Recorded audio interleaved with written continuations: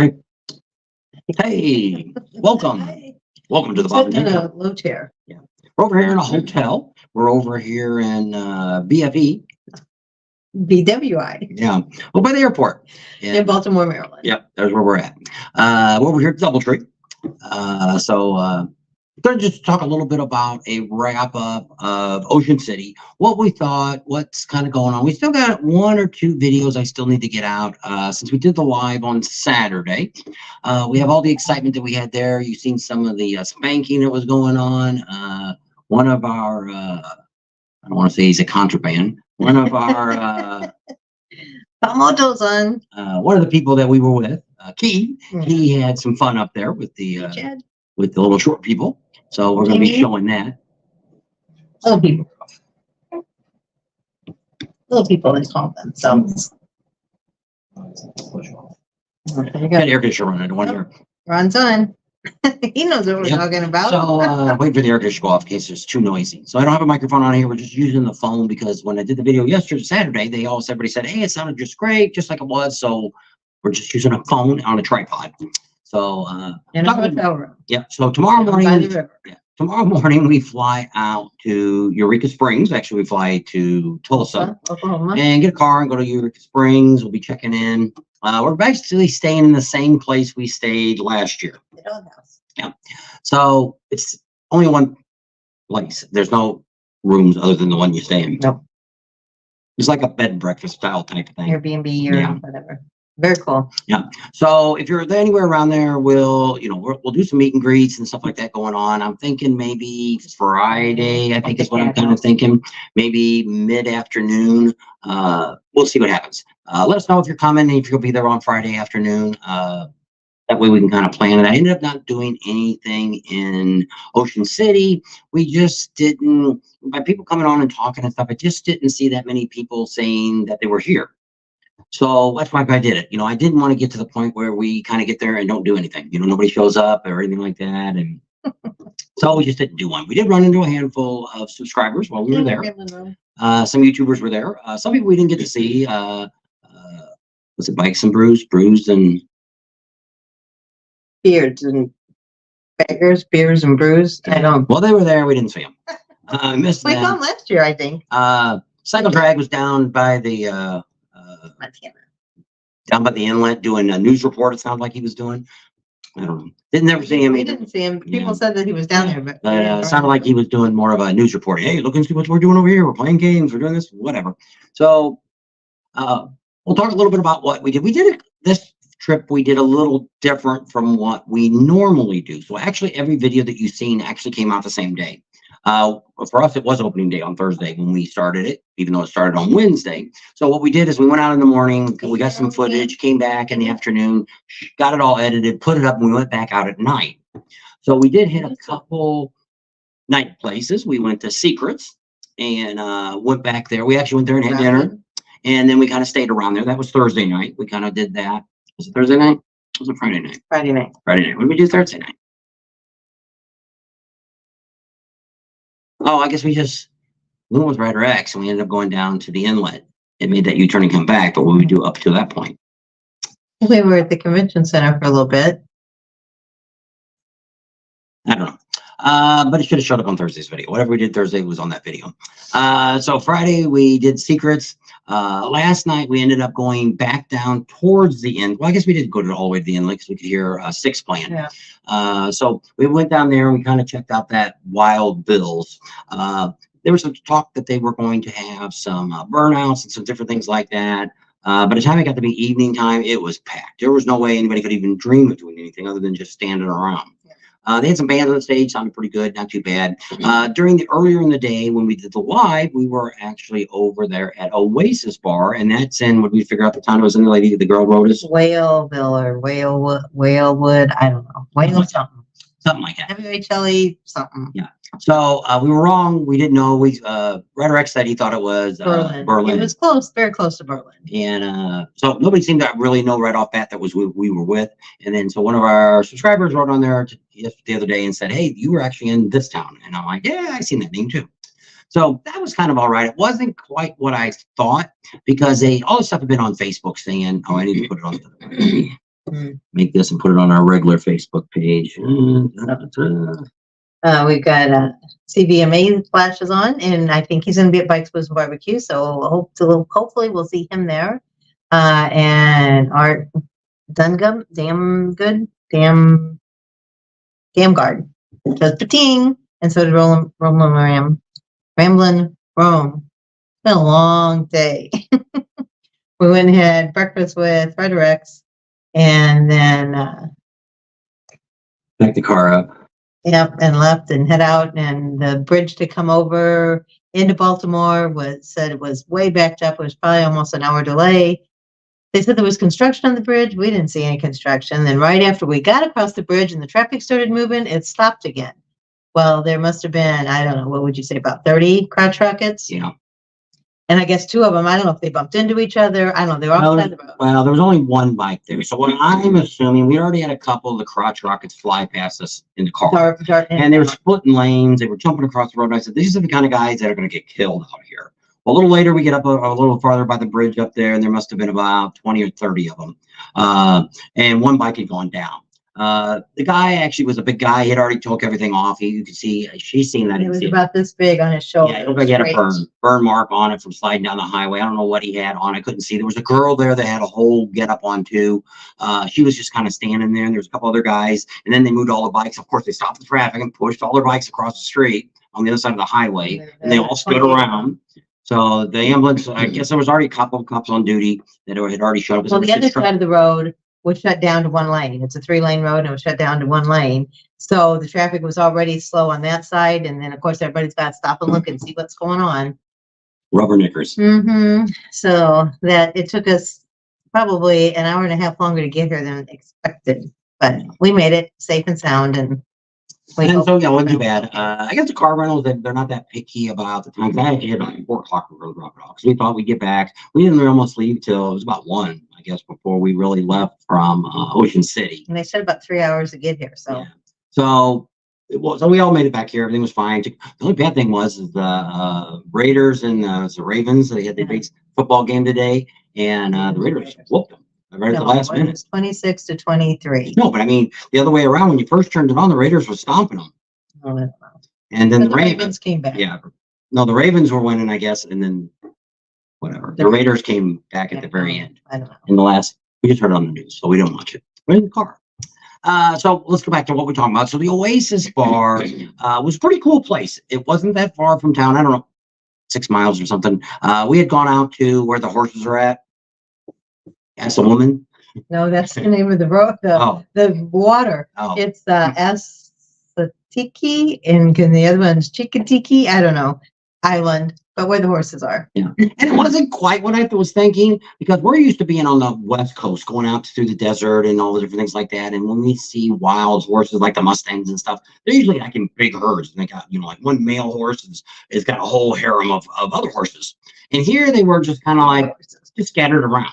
There were some here, some over there, one by itself. So it was a little different. They got all these signs telling you they're going to give you $1,000 fine if you get caught petting them or feeding them or doing anything. It said stay 40 feet away because they bite, kick, and charge. And so we didn't go inside and pay. What we've been told after we were down there a little while, that a lot of people do feed them on this side of the pay gate to get in. And that's why all the horses are standing around out there. I don't know if it's true or not, but we did. We've probably seen, 10 or 15 of them.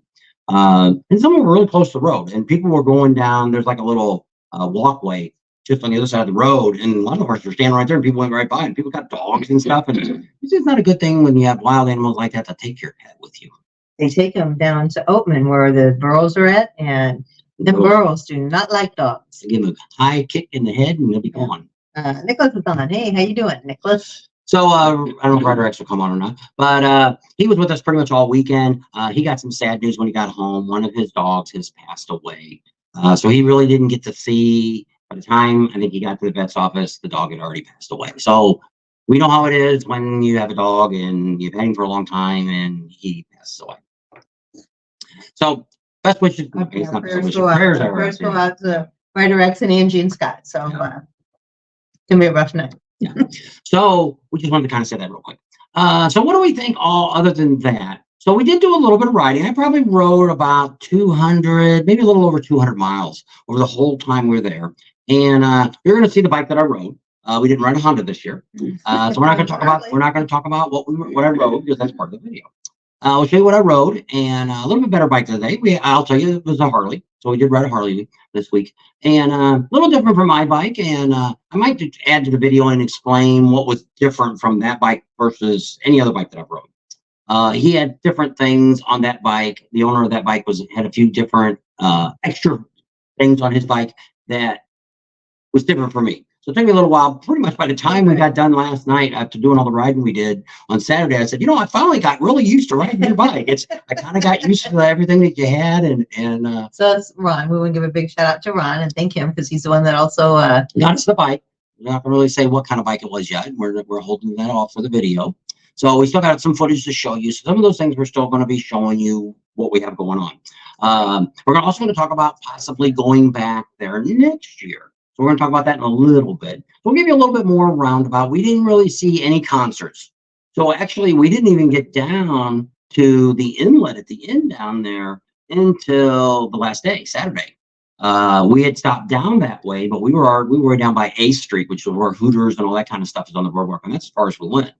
We met Enzo Adam. He had dinner with us. We had already all ate, but so he came in. While they ate, yeah. We just got done eating. And it was all screwed up. It all worked out, and Katie and them and Talon was there, and we had a great talk and sat around for a couple hours. So we closed the place down again. Seems like we do that a lot with Adam.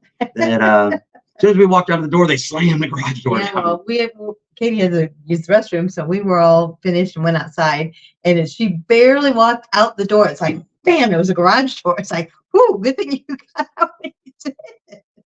They were waiting for her to walk through that threshold.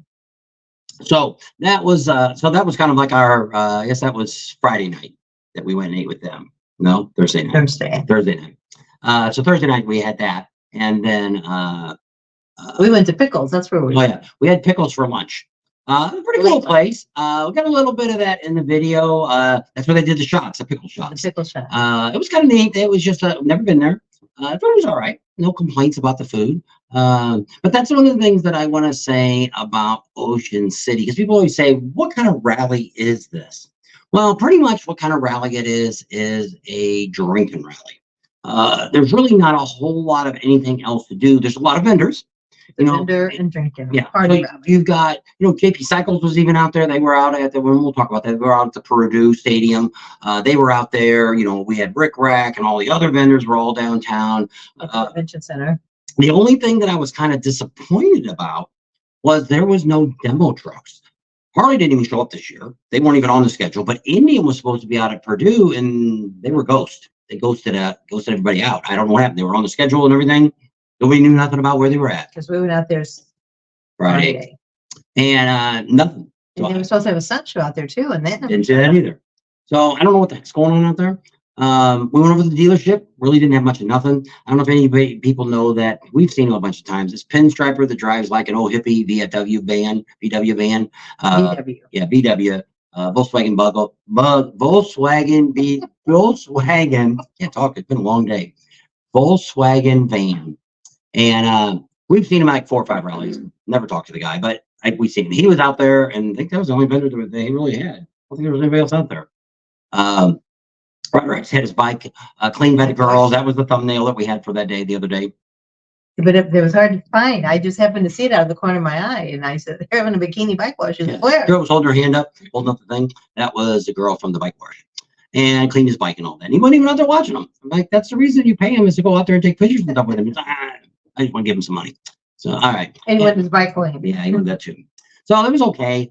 They actually got some really good prices on bikes. They had, when I almost went back out there again and look, they had a 2023 brand new Ultra Classic for $21,000. That's a good price. Good price. That's almost where it's looking at again. But we didn't make it up. We're already gone. We're not going back. Not going to have any payments or nothing. But I mean, that's a really good deal. I don't know if I didn't see while I was walking through, I didn't see any other 23s, but I think they sell all their bikes at MSRP or less. Emery HVAC's on here. Yeah, after he told me, he said he got his bike there last year. He bought a bike from there. The pinstriper is letterfly. What? That pinstriper is letterfly. Oh, okay. Didn't know. George. We've seen him around, but I mean, we've never talked to the guy. I guess you didn't go, George, huh? Do you live by Baltimore? I know he's in Maryland, I think. I think that maybe had dinner with George tonight.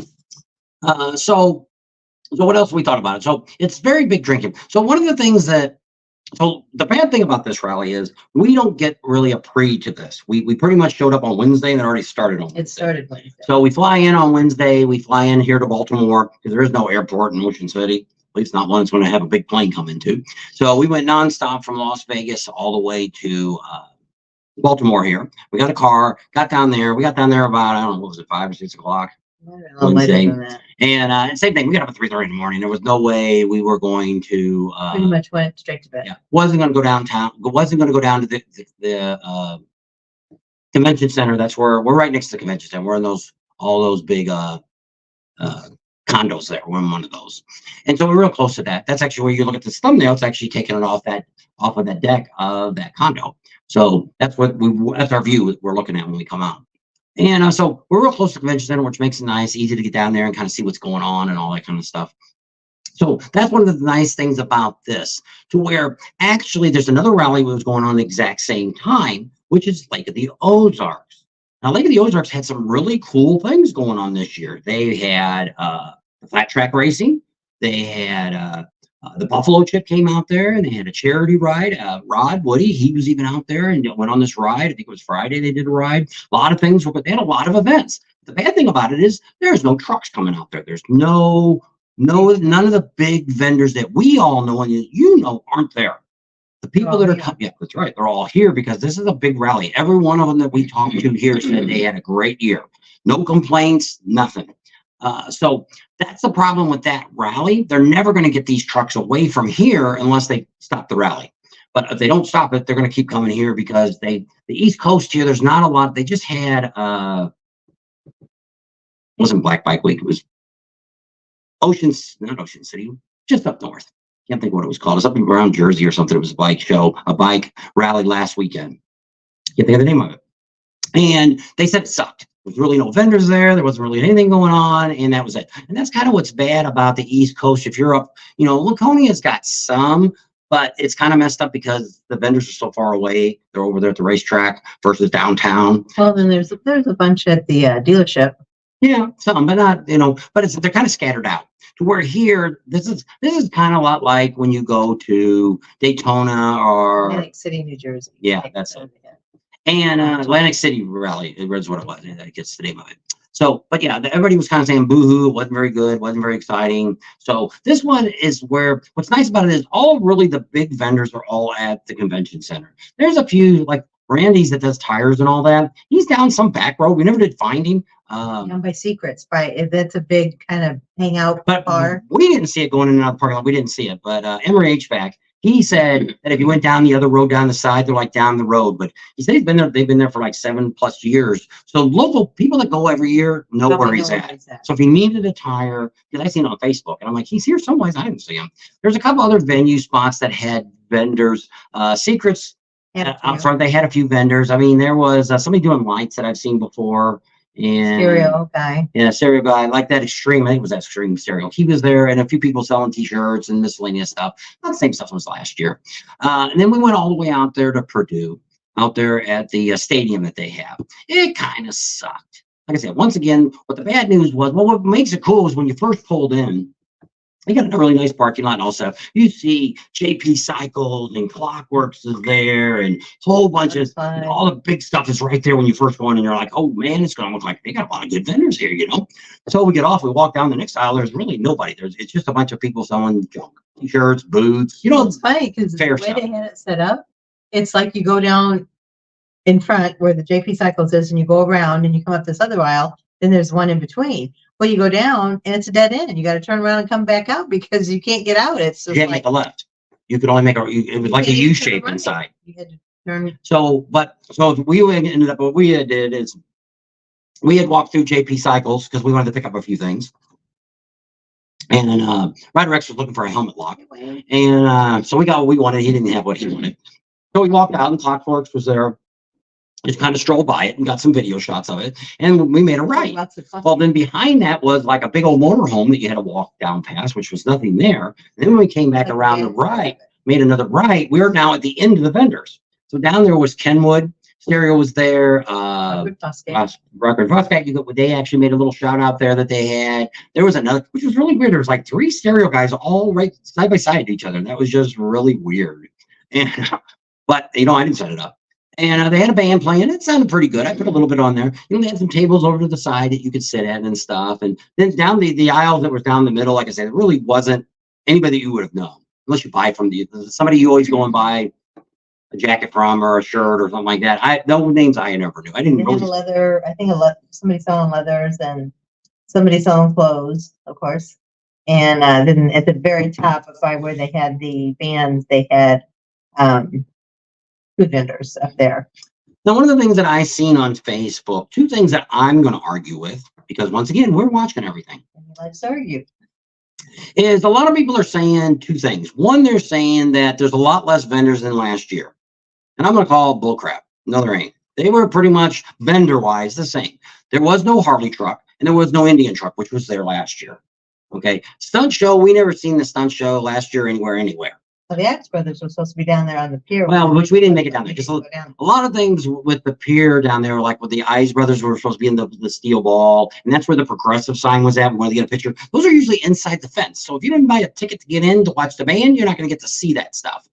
There was nothing outside in the parking lot, so we didn't even go in anywhere near that. Like I said, Thursday night we just kind of drove through the parking lot. Ryder X wanted to know if we wanted to walk around. We're like, no, we're tired, we're done.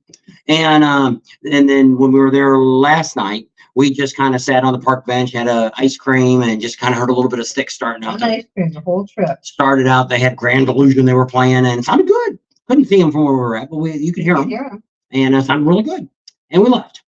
The funny thing I thought was down at Secrets, they had a cover band that same night called Grand Illusion. So, I think it was a cover band for Styx. So if you didn't want to go pay the money, I guess, to see Styx on the pier, you could go down to Secrets and see the cover band. So it was pretty cool. Like over there at Secrets, what else was neat? Now we didn't pay cover. We got there early, we ate dinner. We just stayed there we stayed there like 9:30 or something. We didn't stay very late. It got crowded pretty quick. Where the main band is at, it's pretty crowded. Well, they also have a nightclub, which what's weird about these is there's really no place to sit. Once you get into where the big band's at, there's a few bar stools around the bar area, which is kind of off at an angle over there. And then now we didn't go into the nightclub, but Emory HVAC, they went in there and said there was no place to sit in there either. Now they said they had a really good AC/DC band, tribute band was playing and sounded really good. But same thing, it was packed, standing room only. So it was kind of, you know, it's, a lot of times you go to nightclubs and stuff, you have some kind of tables to sit in. That's kind of what I like about a lot of American and stuff. You know, they got those tables in the back if you want to sit down and stuff like that, if you get there early enough. And so it's kind of nice when you have a bar that gives you an option to sit. But like in her case, she couldn't stand a couple of hours there watching a band play. A little bit, but not too. Yeah. And but it was very crowded. When we left at 9, you could barely get through the crowd. And we got some video that we'll be showing you here. I'll try to get a video done. I don't know if I'll get one done tomorrow or not, just because we're traveling most of the day. So I don't know. We may not have anything for tomorrow night, other than maybe doing it short and tell you we're here. So the other thing I was going to say, so one is I think the same vendors were all there. I don't see any less vendors than was there before. Other than the demo trucks. Yeah. So the other thing people are saying, they think there was a lot less people there. I think there was a lot more people there this year. But what I think is people are scattered around. Like when we went Thursday night, it was Wednesday night we drove through. No, it had to be Thursday. Thursday night when we drove through the parking lot, it wasn't that full of bikes. We had no problem finding a place to park. Yeah. And this is like 9 o'clock. So it wasn't very late. So I think what happened, like last night, we drove past, what's that other bar that I really wanted to go to? Fishtails? Yeah, Fishtails. That parking lot was packed to the street. There was probably a couple thousand bikes there, maybe even more than that. There's a lot of bikes. And it was already getting late. And Ryder X said, you guys want to go? And I'm like, I'm just tired. We're done for the day. We kind of sat down there because I was all set up to do some film some Burnouts is what I was trying to get, something extra to add. But they weren't doing any of that. And they had vendors down there too, down at Wild Bill's. They had all the whole outside of it is completely full of vendors. And same thing, I think, was there T-Mobile there? I seen T-Mobile someplace. But most of it was there was somebody even selling perfume. City, Yeah, some junk that canceled. had nothing to do with motorcycle rallies. But they were there selling stuff. But so I think, and we've seen a lot of bikes running up and down. I don't know, what is that main road called? It says Philadelphia. I don't know, whatever that road's called. Coastal Highway, I think they call it. Yeah. I think I heard. So that was pretty much all the time. There was hundreds and thousands of bikes running up and down the street. Bad news is a lot of accidents. A lot of people died. We'll have in the next day or so, we should get an update from Emory HVAC. He's got a thing where he can get an update on what happened. We know that there was a really bad accident just right outside, right after Ted Nugent's concert, and I think Tesla was that night. That was Friday night, I guess. Guy was riding a bike, his Harley, and somebody came over in his lane, hit him, and they both slammed in the back of a parked minivan. And the whole back of this van is shoved in. One immediately died. The other one was airlifted and don't know. A little kid got ran over by a motorcyclist. Drunk guy, hit and run. They did catch the ass clown. He's 57 years old. He's not from around there. He's in the pokey. Little boy, it was intensive care. I think he might have lost a leg. But I think he was 8 or 9 years old. It wasn't very old. Maybe it might have been 12. I'm not sure. And it happened around 9 o'clock. Not saying anything about parents or anything else. I didn't really say the articles that I seen people posted on Facebook. You couldn't see the full article. I don't know if this kid was out by himself running around, or if the parents were out walking and he got hit. I don't know. I don't think they really said if he was local or not. So I don't know. There's a lot of. We went down last night down to the boardwalk. Never seen so many freaking kids in my life on a bike or weekend. There really isn't nothing else going on. It's bike or weekend. I have no idea what they're all doing down there. Thousands of little kids. Like Myrtle Beach. It's like the last hurrah weekend. It was a beautiful weekend. Well, they also have a lot of stuff. The weather was great.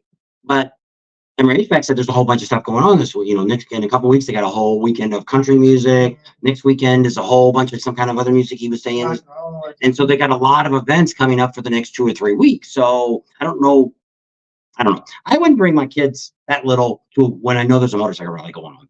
I don't care if I live there or not. But that's beside the point. But I think there was just as many bikers, if not more bikers than normal. Than last year. Now, a lot of people say they're going to say there was 100,000 people there. There was no 100,000 people there. And they'll always say, Bob, how do you know that all the time? How do you come up with your numbers? And actually, we were sitting there with Keith, which is Emory HVAC's one of his friends, and his he brought. There was another girl there that worked for them, and they would work all together at the air conditioner place. And so we were talking, and he was asking, "How do you figure this?" Well, first I Googled how many rooms they had, and we did all that same thing. There was about 20,000-30,000 rooms and Airbnbs totally there.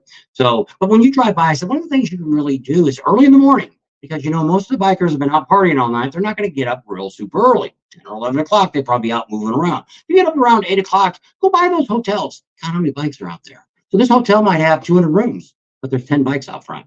So what maybe the most it could be is 20 people in that room, in that hotel. So if you take the numbers and you cut them all back, now we've got a whole lot less people. Now there is a lot of local people, because we've seen that actually today. We've seen a lot of bikes on the road. Yesterday when we were coming back from the Oasis Bar, there was bikes going on. The bikes like leave it. Yeah. And I'm like, where are they going? I think they probably came in just for the day. And just maybe they're an hour away and they rode in for an hour and they're going back about 4 or 5 o'clock. They're riding on back home. Before it gets dark. So I think my opinion is I think there was more bikes. The bad news is more people died this year at Ocean City than at Sturgis Motorcycle Rally, where they said there's 500,000 people there. But even if there was 150,000 in Sturgis, there's probably 20 or 30,000 here. So the big difference, there shouldn't be that many accidents, but I have never seen, the bad news is, I'm going to throw this out for the crotch rockets again. Those guys are darting in and out of traffic, running 80, 90 miles an hour, flying past us on a motorcycle. Or when we were in the car this morning, we went and ate breakfast with Rhetorics in the car. And same thing. They're flying by, they're cutting through the traffic, they're splitting lanes. I believe in Maryland, it's against the law to split lanes. But they're all doing this, and just like I say, when we see these guys on the highway today, that's why I said one of them's going to kill somebody. Luckily, they didn't kill themselves. So I don't know. There was a car pulled over, so I don't know what happened. But if you're splitting lanes and that car comes over and hits the motorcycle, it is the motorcycle's fault. If this is not a split lane. Plus, in California, where you're allowed to split lanes, if the car hit the motorcycle, even if the motorcycle is innocent, motorcycle driver takes full responsibility when they're splitting lanes. That's the law in California. So just FYI. You could tell that they really wanted to go across the shoulder and go down. Because a couple of times they were like riding the red line. Did you see that one Pan American? It was a yellow one. The guy was sitting on the side of the road. He had already passed us with these other guys that were cutting through. When the traffic was, he was on the right hand side, driving down the side of the road, doing about 60 miles an hour. Trying to, but. And so, yeah. So I'm going to throw it out there, and that's what it is. I didn't see that many Harleys, which there probably was, but I've seen way more crotch rockets here at this event than I have ever seen at another motorcycle rally. So when people say, can any other kind of bikes come to a Harley event? Well, this isn't a Harley event. The bad news is more Harley owners usually come to a motorcycle rally than any other bike. We've seen lots of Hondas. We've seen a lot of side-by-sides. We've seen some trikes. So, there's a big variety of bikes. Once again, more Harleys were there. But it was kind of sad because it was a very Rommel, whatever the dealer is here.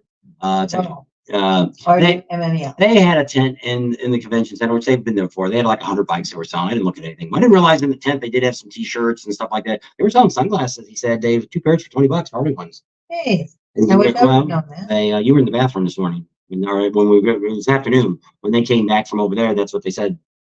Keith got 2 pairs of sunglasses. Because I really like those clear ones I got. The frames are clear.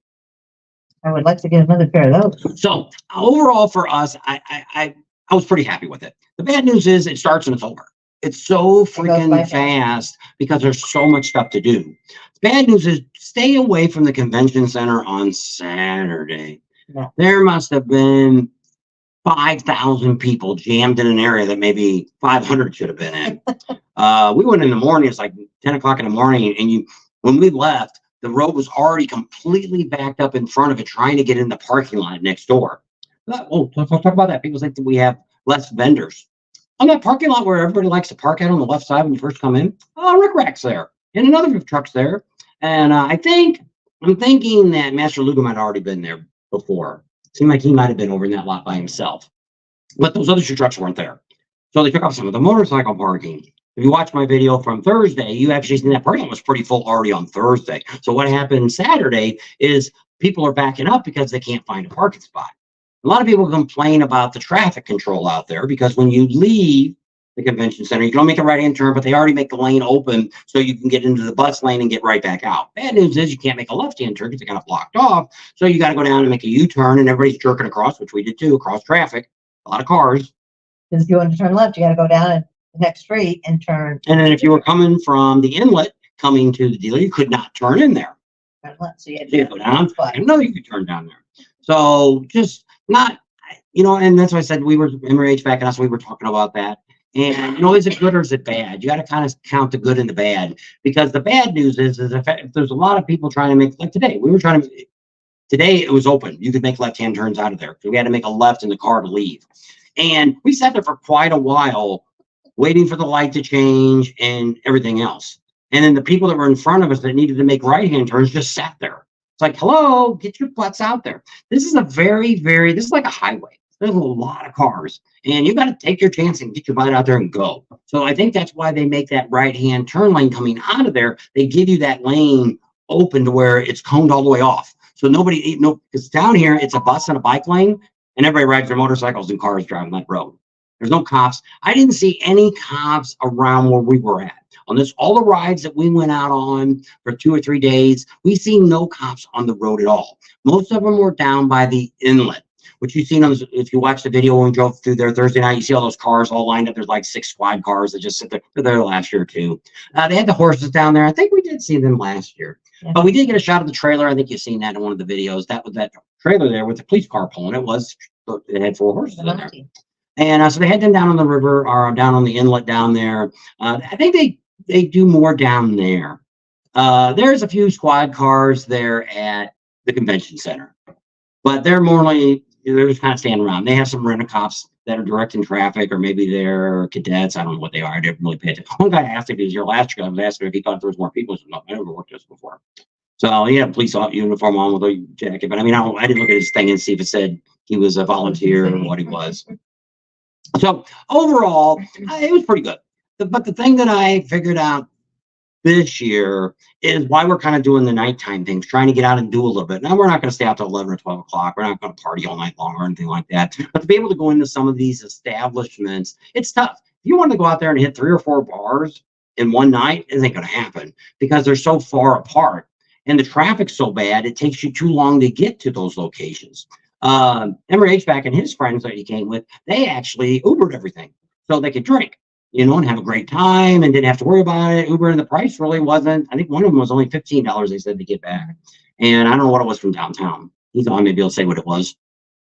But overall, it was, but that's the thing that I kind of figured out this year was that. So our only one goal we had this year was 2 goals. I want to go to Secrets at night. I've been there during the day. I've never been there at night. And I want to see the horses out on the island. And so we got to do both of those. So those 2 things got checked off the old checkboard. I didn't really know about what's a bar, Fish Tales. Never knew it. Never even heard of that bar. And then when she said something about it, I did see it on Facebook. Somebody had an instance on Facebook about Secrets, that they were there one night. I don't know what night. Maybe it was last night. I don't know what night it was. But some girl pushed another girl. And the other girl, the girl that got pushed was a very timid little girl. And she just kind of, walked away, and some other people came and got them and took them to the table. Well, then Secrets came over and threw them all out. And they're like, what about the other people? Well, we're going to have to watch the security tape. So I guess the person that did the pushing went to security and whined and cried like a Karen, and got these people thrown out. Well, which is not right. If I was security there, just because somebody told me something, I'd have thrown their ass out too. I would have thrown them both out. You gotta do one. You should do mine. Yeah, you don't know what the story is, and if you paid, there was $10 to get in, and if they paid $10 to get in, I want my money back too. And they said it's, I guess, I don't know if it's the same owner or whatever. They said over the years that the place has really changed. We didn't see it. Like I say, we weren't there long enough to see anything go bad. But I could see that because when we were there at 9 o'clock, there was already some drunk people bumbling over people. I pulled her out of the way a couple times. Some guy kept almost falling over. So there was a lot of people drinking a lot. That's why I said this rally is a lot of drinking. A lot of drinking. So that's one of the reasons that probably there's so many accidents. You might say, well, people drink at other rallies. Well, but a lot of the other rallies, you could drink at a campground, or I don't know what happens if they're in Daytona. But I mean, I think the traffic is actually worse here than Daytona. Probably. I don't have as much trouble getting out on the highway in Daytona than I do here. And there's 2 lanes on both sides too. So yes. There's a lot of cars, and it's a tourist area. It's like Myrtle Beach. Myrtle Beach has got a lot of traffic. So that's the bad thing about when we get to some of these rallies when they're more touristy, not so motorcycle friendly. Some people are even talking about with all the accidents and things that happen that, more and more of these cities are trying to get rid of motorcycle rallies. There may not be a rally next year. We'll have to wait and see what the city says next week in the newspapers and things like that, what they say. The accidents, especially this little kid getting hit. I couldn't find any information if he was still alive or not. I couldn't find anything about the guy that was helicoptered out that hit the back of the van. And I don't know about all the other wrecks. There was just a lot of them. Because the one where the little kid got hit, Emory HVAC and his guys, they all seen the lights because it happened right down there a couple blocks away. That's where the kid got hit. That's where the kid got hit. The road was blocked off. The coastal highway was shut down for a couple hours. So they ended up catching the guy. He was drunk and everything else. So I think he's still in the pokey. And his picture's in the paper. So it's not real, not going to turn out good for this guy. Hopefully the kid will live. And, but that's the thing that, when you go to these cities like this, and just people get stupid. I've never heard somebody wrote that about loud stereos. We were going to go talk about loud stereos again. And said, you really appreciate some of you motorcycle riders, when you're pulling in the gas station or you're stopping in a parking lot, could you turn your radio down before you get in there? Because everybody's playing these F-bomb songs and F this, F that, F this, and F that. It's white guys. It's like, you're stupid. And so everybody's attacking this guy for saying this. And he's like, I bought a stereo. I can do what I want and all that. So I kind of wrote the guy and I said, this is my experience. We used to we live in Arizona. And we lived in California for a while. And you get these clowns that have big 4-wheel drives. They jack them up about You barely got a new step ladder to get in, and they leave the smaller tires on it. And the axles are down real low. You got no clearance. It's all show. Then you get these guys that are on the river that buy like these $500,000 cigar boats, and they ride around up and down the river. They're trying to impress the young girls. And I think they're going to get lucky. Yeah, they think they're going to get lucky. So I said, there is competitions that you can take for your stereo. You could win an award for your having a nice loud stereo and everything like that. And that'd be good for you. But most of us, I've just, a couple guys compared it to loud exhaust. I can wrap my bike out too. It's pretty loud. My stereo's not as super loud as some of these other ones, but it's pretty good loud.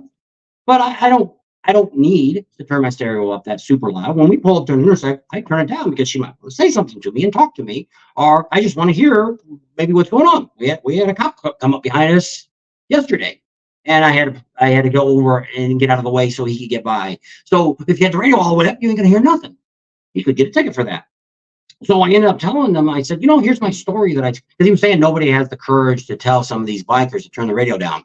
Turn your radio down. I'm telling you right now, turn the shit down. We don't want to hear it. And, I don't care. And the other thing I always said is that what's always funny is those guys that's got it all, the old guys, got the rap music going and they're rapping and effing this and effing that. And I still want to catch one of those guys. I don't know when I'll be able to catch them because I'll have to follow them until they turn their bike off so they can hear me. But I want to know who that artist is. And the name of the song. What year did that come out? I want to get that song. And I'll bet good money. Most of them won't know all three. But they're trying to impress people. What are you trying to prove? So in my case, like I say, I can wrap my bike out pretty loud if I wanted to. First of all, I'm not going to sit at a stop sign and rev my bike up to 5,000 to 8,000 RPMs. You're not doing it any good. And the second thing I look at is there's no need to have my stereo cranked all the way up. Why do you need to have people hear it 3 blocks away? What are you trying to prove? Are you missing something between your legs that you need to compensate for? So that's what I kind of said. What we all look at when we see you guys and girls, you don't see as many girls, see more guys doing this, cranking the stereos up, revving the bikes up at the light and stuff. What we all think is you're a dumbass. And we're laughing at you because you're stupid. What are you trying to prove? What we look at is we think of you as there's some I don't know what the word is, where you don't think yourself is good. Confident. No, that's not the word I want. That you don't fit up to the code of other people riding Harleys or something. I don't know. Some people say they rev the bike up because it used to be you had to do that. I think it's all bullcrap because I notice now, because I make sure now when I pull up to a stop sign, I make sure that I don't have that tendency of revving the bike up a little bit. I never seen that I did that, but I don't at all. But I seen it a couple times this week. Somebody else on a Sportster, 3 times. The light already changed. He revved it up 3 times and took off. And it wasn't like he brought the bike I was riding, you had to get up to 2,000 RPMs to let the clutch out to take off. If not, the bike stumbled. So it needs to be dynoed, is what we figured out. He did a bunch of work to the bike that hasn't dynoed yet. But he's going to change the cam, so there's no use dynoing it until you get your cam put in. But rather than that, real great. But there's a reason. So everybody's saying why they rev their bikes all up. So a lot of people have told me that before, that it's they're checking to see if the motor's running. I don't know what they're doing, but it's not. Nobody cares. If you're down on Daytona and you're on Main Street and you're revving your bike up, nobody cares. Maybe some little kids on the highway. She said that seen some little kid the other day was going like that. Standing on the side. I didn't see them, and I'd rev it a bike up. I would have done a little bit if I would have seen the kids. But I mean, it's. I would never do what some of these other guys. Like I say, some of these guys are probably 5,000 to 8,000 RPMs, maybe even higher than that, and they hold it. I'm praying. I wish God would do this one thing for me. I'd love to see a piston come flying out and have it on camera. I'm still waiting for that. So keep revving those bikes up, maybe I'll get a picture of that. But the stereos, I don't know what you're trying to prove. And the funniest thing is when you got like 5 of your buddies riding with you and you all got your stereos cranked up and you're all playing something different. That's what drives me nuts. And she's like, stupid people, even if your stereo was so loud, you wouldn't even be able to hear it because the guy next to you's got some other crap on. Now, Harley does make a radio now, I guess, that you can link them all together, which would be at least if you're going to be stupid and cranking up so loud that everybody's going to hear it. But, I just want to let you know, for those that are cranking up the stereos, Ormond Beach, Sturgis, Myrtle Beach is working on noise ordinances for motorcycles. Because the problem is, when you rev your bike up through a neighborhood, they hear it about a block away. They have calculated it now that with the stereos, we're hearing it 3 blocks away now. So there is noise ordinances in every city. no matter where you're at, even in a hillbilly town in Arkansas, they've got noise ordinances somewhere on their books. So by cranking those stereos up, you're in that category. I'm all for $500 fines for having your excessively loud stereo that I can hear a block away. If they can hear at the block as they're pulling up the cop car, you deserve a ticket. There's no reason for it. Now, if you want to go to the competition and crank it up, that's the reason I don't go to those competitions. I really don't care. I don't like the way that they do them. They're not very fair on how they calculate it. So I won't talk about that. But I don't really go to those. One, it's copyrighted music, and two, I don't like the way they do them. They don't do them fairly, and there's no way that you could actually call a real winner out. And somebody said, well, I got a $3,000 stereo. I talked to some of those guys that have stereos like that. They're in competition. They're between $30,000 and $50,000 they have in their stereo and speakers and amps. And she was there when they told us that. So there's a witness. So, go see if you want to spend that kind of money, which if I had $30,000 extra, I wouldn't put it in a stereo. I go buy me a nice Jeep, or I go buy me side by side, or go buy me another boat. If I just had money I was going to throw away. But all that and just one. And then you still got to buy bikes. So you're spending $20,000 to $30,000 or $40,000 for the bike. Then you put a $30,000 stereo in it. Now you got $100,000 in this stupid bike that ain't worth $20,000. And the stereo is going to last you a couple years. And by that time, technology is going to change, and your crap's out of date. Less than that. So Jennifer said that the kid that was hit was 16 years old, and he was a local. He had the walk sign, so he crossed the street and he got hit. So I know he was on a side street, and this guy came out on the side street. And I guess there was a witness, because that's how they must have caught him. Because he hit him and took off, never stopped. And they said he was at excessive speed. He was swerving in the road, and he ran over the kid. I guess he ran over his leg. I don't know if he hit him and then ran over his leg, and that's how it got broke or got tore off. I'm not sure what happened to his leg. We're gone.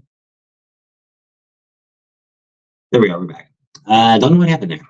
Let me off my phone. We're using our Wi-Fi right now. Oops. Back here. Let me turn my phone back on.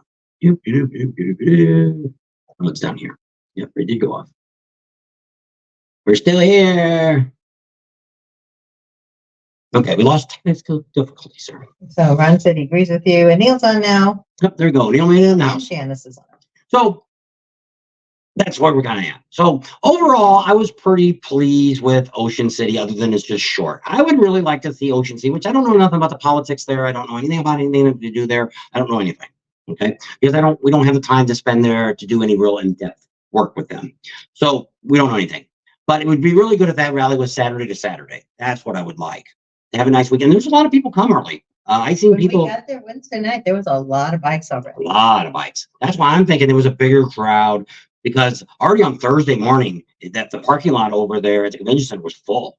And I don't remember it being that crowded. And that's why I was taking the shots of the aisle so you guys could see how many people were there. And this is like in the afternoon. So it's not a busy time. It was like 10 o'clock in the morning. So it was really, and most of the vendors, Wednesday and Thursday did really good. Friday was so-so. And Saturday here, I think, didn't do as good for a lot of the vendors. Some of them pulled out. They were already, by the time we got down there at noon, some were already gone. So they might have snuck out last night. And so a lot of times that's what happens is a lot of times on Saturdays, you end up getting what we call the local yokels. And it's the people that are just coming down and they're just nosy. They're just looking to see what's going on, bring the kids down and walk around. And because down at the convention center, there's not a lot of places to park cars.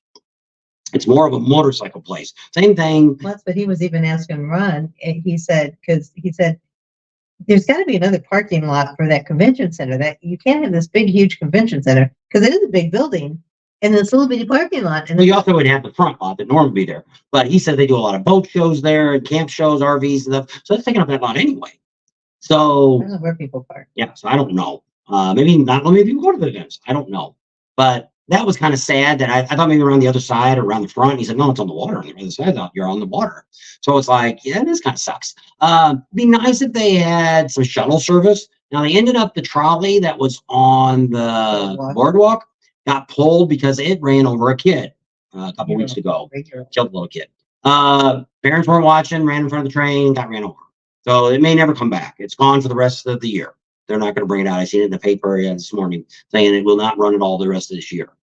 So they at least said, I said, well, they should put lines on it and say this, we've seen that like when you're in LA or San Francisco or New Orleans, they got the train tracks or a trolley or whatever they've got designated areas and it tells you.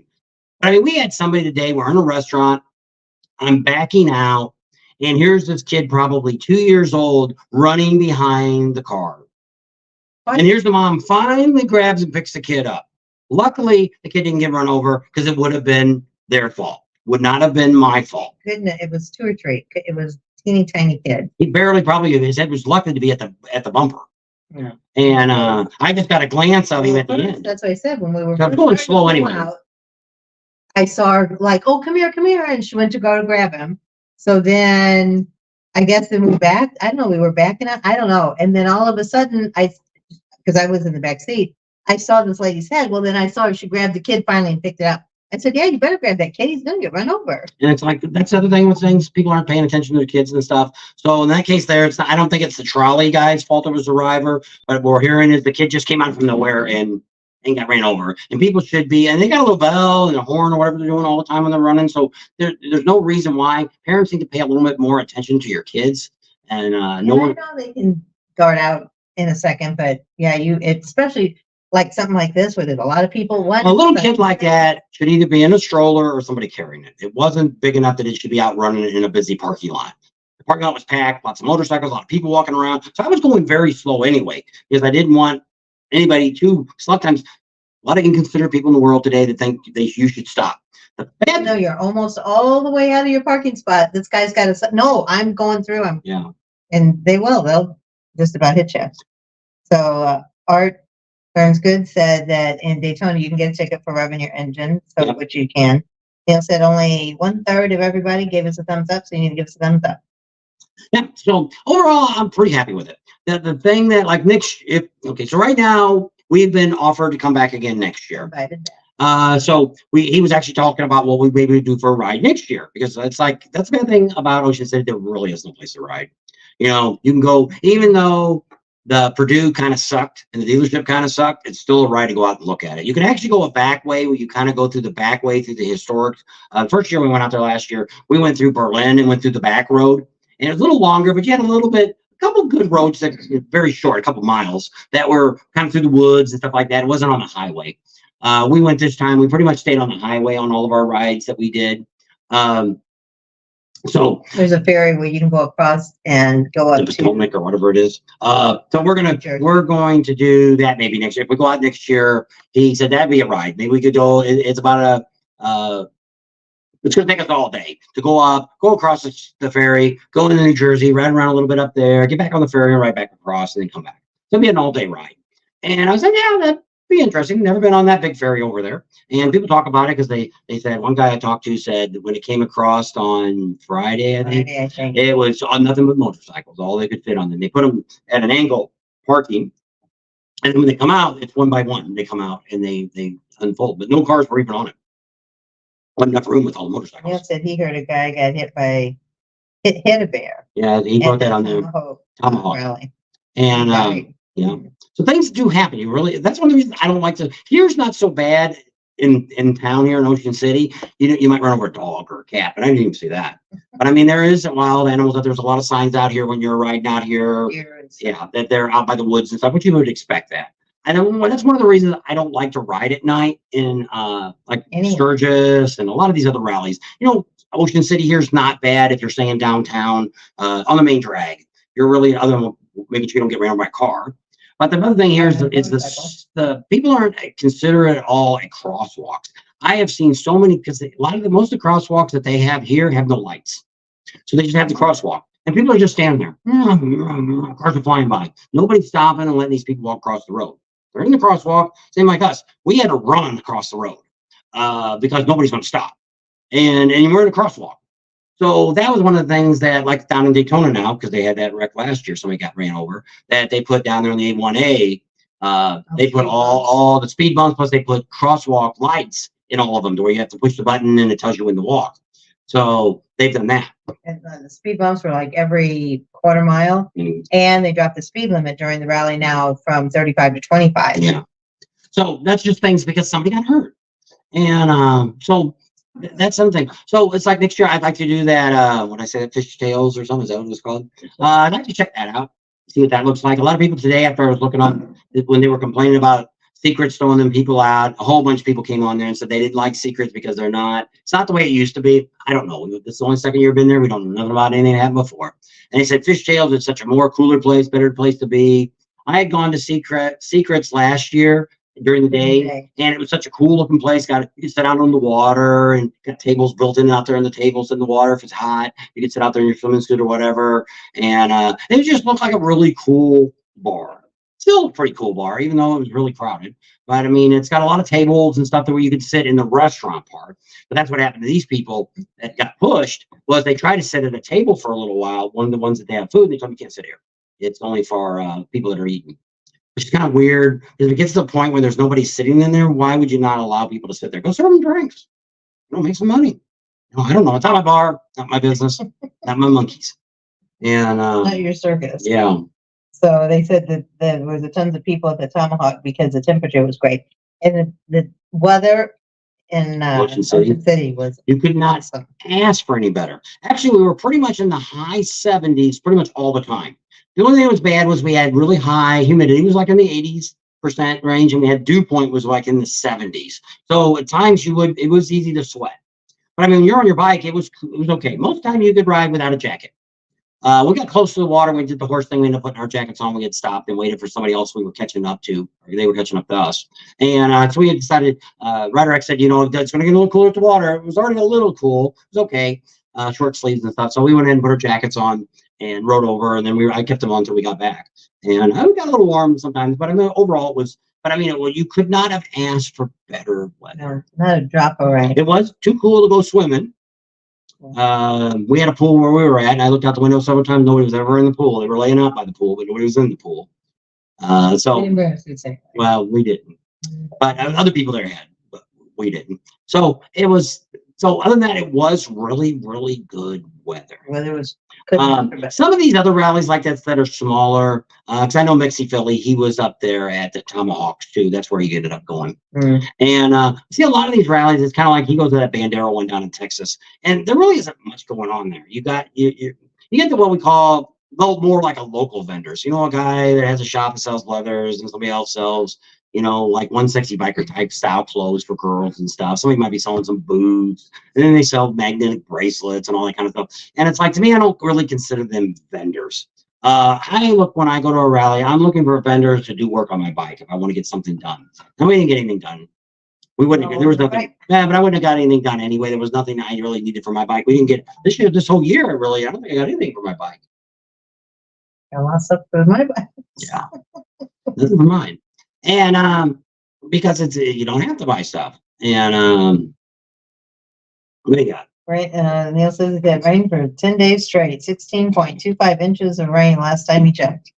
And so we're going to Bikes, Blues, and Barbecue, and it's looking like great weather there. It's going to be a little warmer. It's going to be like in the 80s. But there was the other day, it looked like it was going to rain last Saturday, but now it's down to about a 21%. She's seen this morning coming, or as we were driving, she was reading the weather forecast. It said about a 21% chance on Saturday. I think it can change between now and then. But I mean, last year, I think we had a couple of days of rain when we were there. We didn't get to do all the things we wanted to do. This time we didn't even get the car out.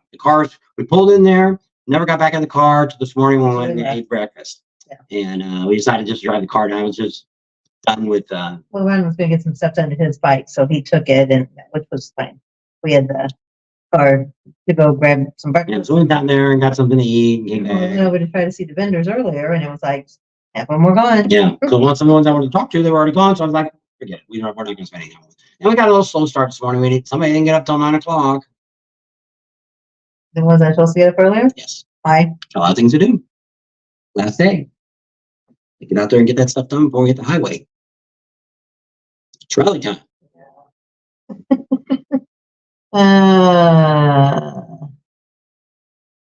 Neil says, send a boat, please, with all that rain. Come on, Neil, and you'll need a sled. Yep, pretty much. But yeah, overall, I was pretty pleased with it. I didn't really have any real disappointments. We didn't ride as much up and down the I don't know whatever that road's called. Coastal Highway. Is that what it's called? That's what they say. And so If you look at the street sign, it says Philadelphia. But so we rode up and down that a few times, but I mean, last night we went down there and it was later. I think it was after 8, I guess. It was almost 9 o'clock when we got down there. So we left later from the condo and lots of bikes. And I got some shots of that, but I didn't look at it to see if it's any good that we were able to see it. A lot of the nighttime stuff there, I guess because the way the lights are from the business and stuff, the cameras aren't picking it up real good as we're riding. So we'll have to see what happens. I've got to look at the video and see if we can use any of that or not. You know what? Some of the vendors left early because it's too many discounts. Oh, because they're giving too many discounts? To Jason. You know. His buddy asked, every time he went someplace, he said, he wanted the deal. And then he says, well, how much for cash? And it's like, you're not going to get a double discount. No. You're going to get one or the other. Be glad you got a discount. Yeah. Because most places don't give discounts. Then he turned around and got a really good deal. And he walked, oh, what's the guy know? Well, he's going to go down and try to talk to the guy in Daytona, somebody we know. And I told him, I said, the guy probably won't even give him a price. He'll give him the list price. Said, there's your deal. You had it last time. You blew it. You didn't buy it. Somebody gives you a good deal, you need to buy. Yeah. That's their offer. They might be doing it because they want to get one more sale in before the day's over to go home. This was today. And that's probably why they gave the good price. But you go down to Daytona, they may care less. Plus, you're closer to home, so they may not need that extra sale. So yeah, it is what it is. But yeah, it seemed like the vendors did pretty good, at least at the convention center. I don't know about these little small lots that had people at, and I don't know what they did out there. JB Cycles, I think, was pretty. They had a lot of people in the tent, and when I bought the few things we bought, there was like 4 people in front of me buying stuff, so they were ringing up sales. When we were there, I mean, the parking lot was full of bikes. So, I mean, the people went out there. They're walking around. A lot of people, when you looked at Facebook, said it sucked. But I mean, we're going to go out there anyway. Just because somebody says it sucks, half these people that are on Facebook and saying Ocean City, saying on the Ocean City Facebook page, they're not even there. They're just sitting home making fun of stuff, and they want to make fun of people pulling trailers, and they want to make fun of people driving side by sides, and they, just a bunch of morons. What I'm going to do with these guys, I think I'm going to start doing at these rallies. I'm going to get AI. And when they're complaining about trailers, I'm going to take their photo off of their photos and put them in there in a trailer with their bikes, with their thumbs up, and put that in there and say, hey, dude, this is a picture I caught of you last rally. You're the one that started the trailer rally.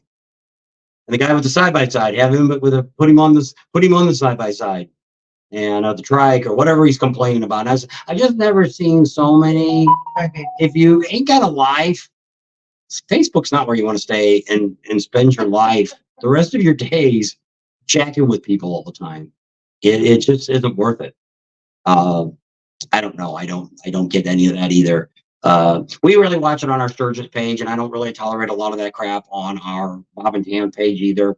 And some of these other people, some of these other monitors are limiting the content. They're not letting people put a lot of comments on it. If you're gonna do that, just take it off. If you're a moderator and you're monitoring a channel, and the administrator, the person that's in charge of it's not there all the time, and people are putting stupid stuff like, oh, is this a trailer rally or is it a bike rally? Or are you a biker? Are you a real biker? Well, I was going to put it on there the other day and I didn't do it. If you're not riding a shovel head or a pan head, you're not a real biker, because that's what real bikers used to ride. Common sense. So the rest of us, we're nowhere near calling a biker. And then my line always is, a real biker, if you're a 1%er, they don't call each other bikers, they call each other brothers. So that's usually the one I always put in there. But, people call, well, you're an enthusiast, you're this or that. You're whatever you want to call yourself. I ride a motorcycle. Am I a biker? I don't know. One guy said, well, a biker's a guy that rides in the rain. Oh, we rode in the rain. Most times, they don't wear a rain suit. No, that's because they got caught and they weren't planning on it. Most 1%ers that did get caught in the rain wasn't planning on riding in the rain. If they were going to go to an event, they're just not going to go if it's pouring down rain. They just don't do it. Most of these guys that have 1% group aren't out there to get sick and get colds and all this stuff, riding, getting flu and all that. So if they get caught in the rain, it's a different story, which we all have. We've gotten caught in the rain many times too without the rain gear. And you just ride, or you find a bridge to sit under, or whatever the case may be. Hail, you find a place to hide. It is what it is. There's those guys and girls that every day, every week, we know some back when we lived in California that there's a bar 10 miles down the road that everybody hung out at. And they go down there and spend all day, and they say, go back to work the next day, and they say, man, we went down and we rode all weekend. Where'd you ride to? Oh, we rode down to Tom's Farms. Where'd you go after that? Oh, dude, that's 20 miles. That's right. That's a long ride.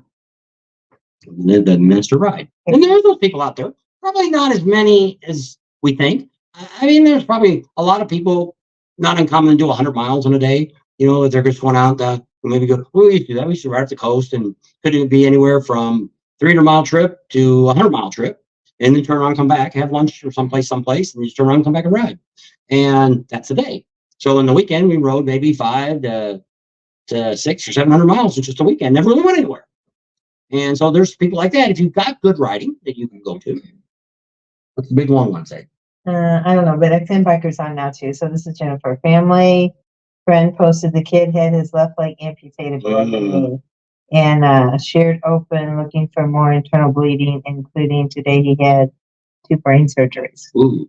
This is the young boy, 16. 16. And that on Friday, it was the 15th, I think it was. Saturday. I think, today's 15th. Okay. Maybe it was the 13th then. I don't know what day it was. But he was not very far from the convention center. And I guess he was walking, not crossing the coastal road. He was crossing one of the side streets. And some drunk biker, which is in the paper, I think he's 57 years old. I don't think he lives there. Came out of the side street at excessive speeds and I guess never stopped. The kid had the right of way. The guy ran a red light. Lucky kid didn't kill himself and get picked off on the highway there. But hit this kid, ran over him, and took off. Well, they caught him later that night. He's in the pokey. He's not going to be good for him. But I mean, people do stupid stuff. You shouldn't be drinking and riding your bike. That's the first thing. You know, and that's one of the things I want to say about. Now, there is some buses that run up and down the street. Leesburg does this, which I really didn't catch until this year that they do it. They have buses running all day long up and down their main drag that takes you out to the mall. It takes you to the dealership, drops you off downtown. It even take you out to Estes if you want to go out there during the rally. And it's like a buck or something to ride it. And more of these cities like that, you know, in Sturgis, we got the bus and stuff. But I mean, some of these places it's tough. Myrtle Beach would be kind of hard. Daytona would be kind of hard to have a bus. This one has a bus service too. Remember, but they have city buses. But they don't really. I'm saying bring a bus company, do buses just for the rally. Mm-hmm. So maybe have some places where that, like I say, Leesburg does that. It stops at a lot of the big hotels along there, and then you can jump in there in the afternoon, go downtown, get drunker in a skunk, get back on the bus, and ride back. That's what Emery HVAC, it's on here. That's what him and his buddies do all the time. They ride all day, come back, they get all cleaned up, and they leave their bikes. They call an Uber takes them downtown or takes them to Secrets or wherever bar they're going to. And then at the end of the night, around 2 o'clock, they get their Uber back and they're drunk and they make them back. Last night, they didn't come back so drunk. The first night, they did. The poor girl looked like she, I said they should have got some white powder and put around her. She would look like she was dead. That's what he said. Tina equals chocolate lights. So now Jennifer said the kid's family friend posted that he had his left leg amputated below the knee and his chest was open looking for internal bleeding. Including today, he had 2 brain surgeries and they set up a GoFundMe page. So I guess if you do go on Facebook, I don't know, would you have to go to Ocean City? Probably Ocean City is where a lot of I'm getting a lot of my information from Ocean City Bike Week.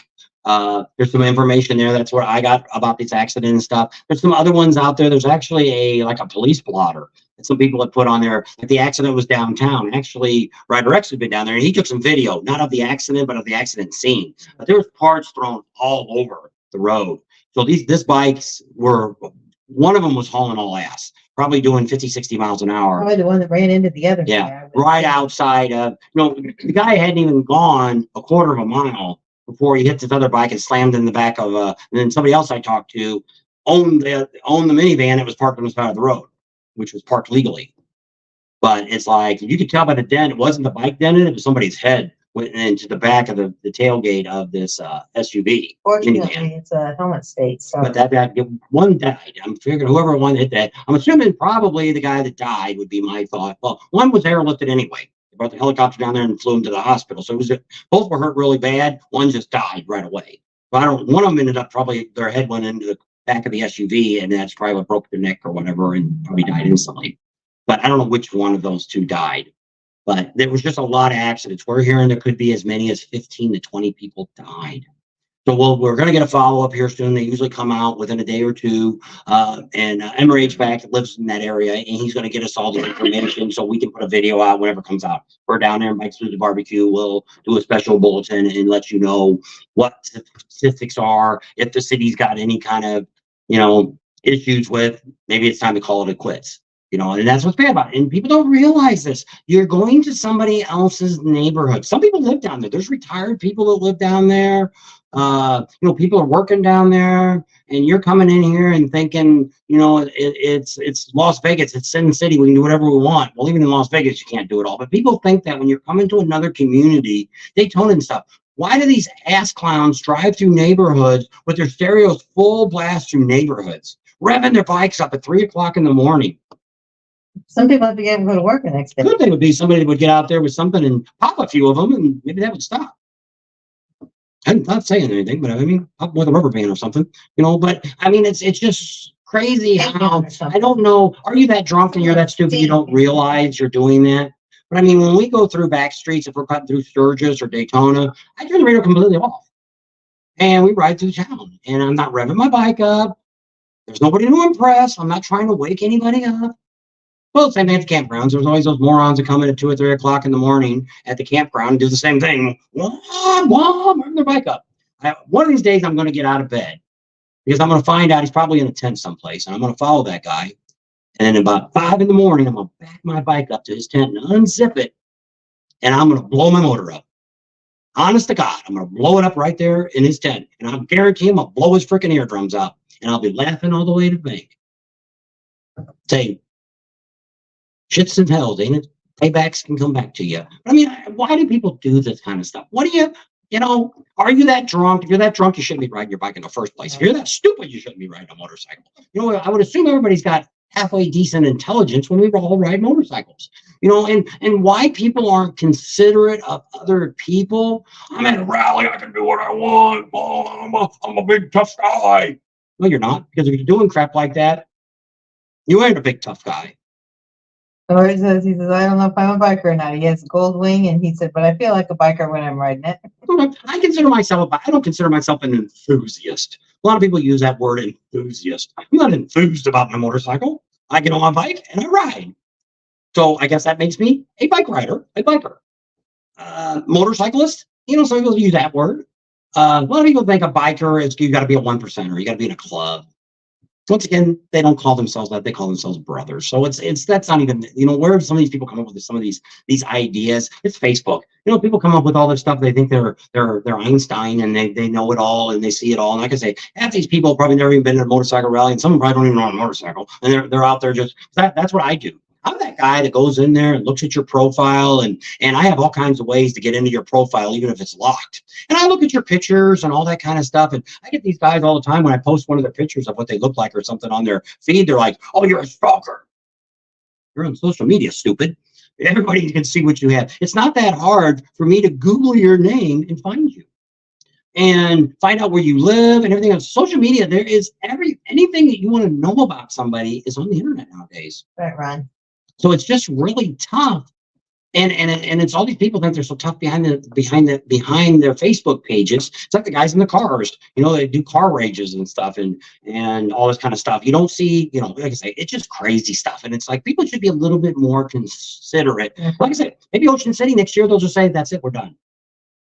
And how many more rallies? Myrtle Beach doesn't want us there. Daytona doesn't want us there. Sturgis, we got a big conspiracy going on in Sturgis right now, which we're not going to get into. But there's a big shakeup in a lot of these little towns right now. Leesburg is still pretty much on schedule. Panama City's kind of like this right now. Myrtle Beach wants to get rid of it. They're only going to have right now at Barefoot Landing, there's going to be like 4 trucks there, and that's it. 4 vendors are going to get to show up on the parking lot, and that's it for fall rally.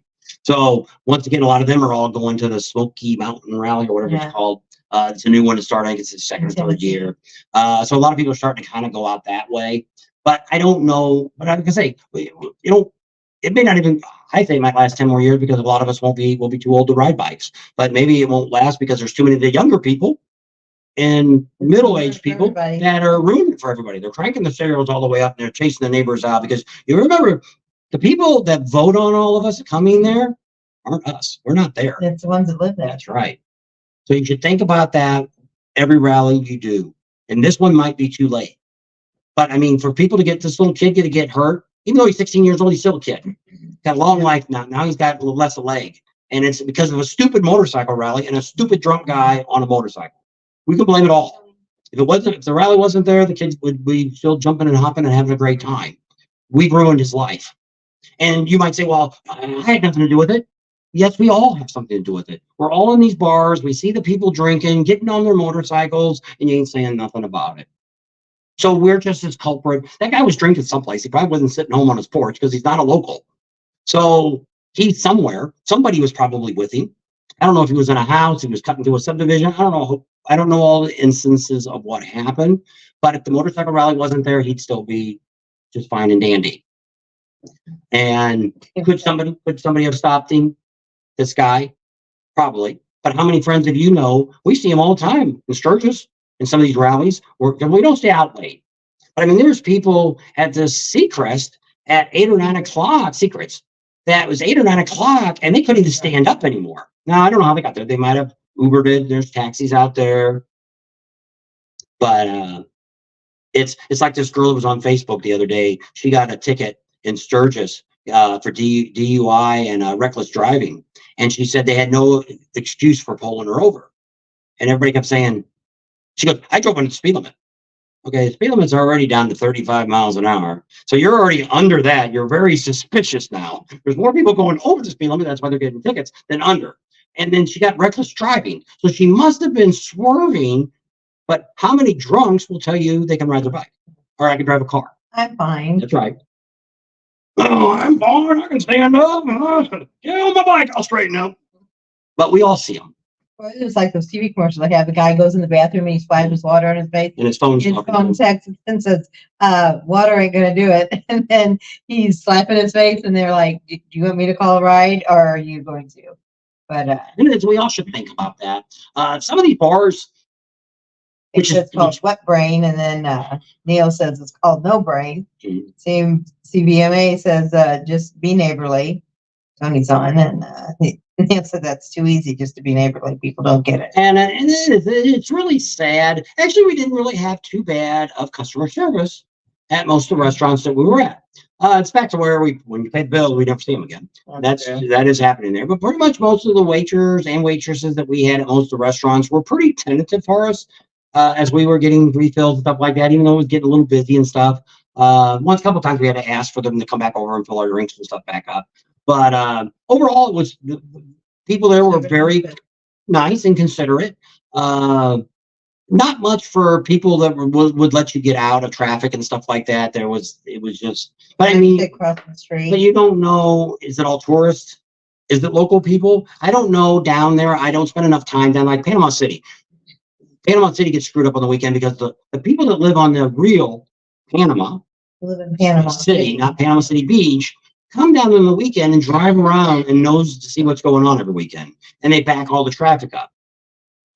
And so I don't know if that's what happens here. I did see a lot of younger people driving cars. So I don't know if it's like neighboring communities that the high school kids and stuff like that, they come in town and run up and down. They're cruising the strips and stuff like that, causing more traffic jams and stuff like that. I don't know. I mean, there's a lot of places to eat along there. There's so there people could be coming down there just, maybe they live a little farther away. They drive down there to have a nice meal someplace. I don't know what these other little towns. Go down to the boardwalk and walk around, which is, I think, Saturday night. All those families were lots. I mean, you had to park several blocks away, so it's not like you could get anywhere close with a car. That's why I said me and her in a car wouldn't have drove down there. We had a hard time getting. What's blinking? I guess it's a TV. You may turn it off. I guess. Keeps seeing that blue light flashing. Looks like it's that box back there, which is it's a lamp. I guess you can grab my jug. Grab my jugs. I got one jug over there. And so we'll leave it at that. So overall, I'm pretty happy with what Ocean City.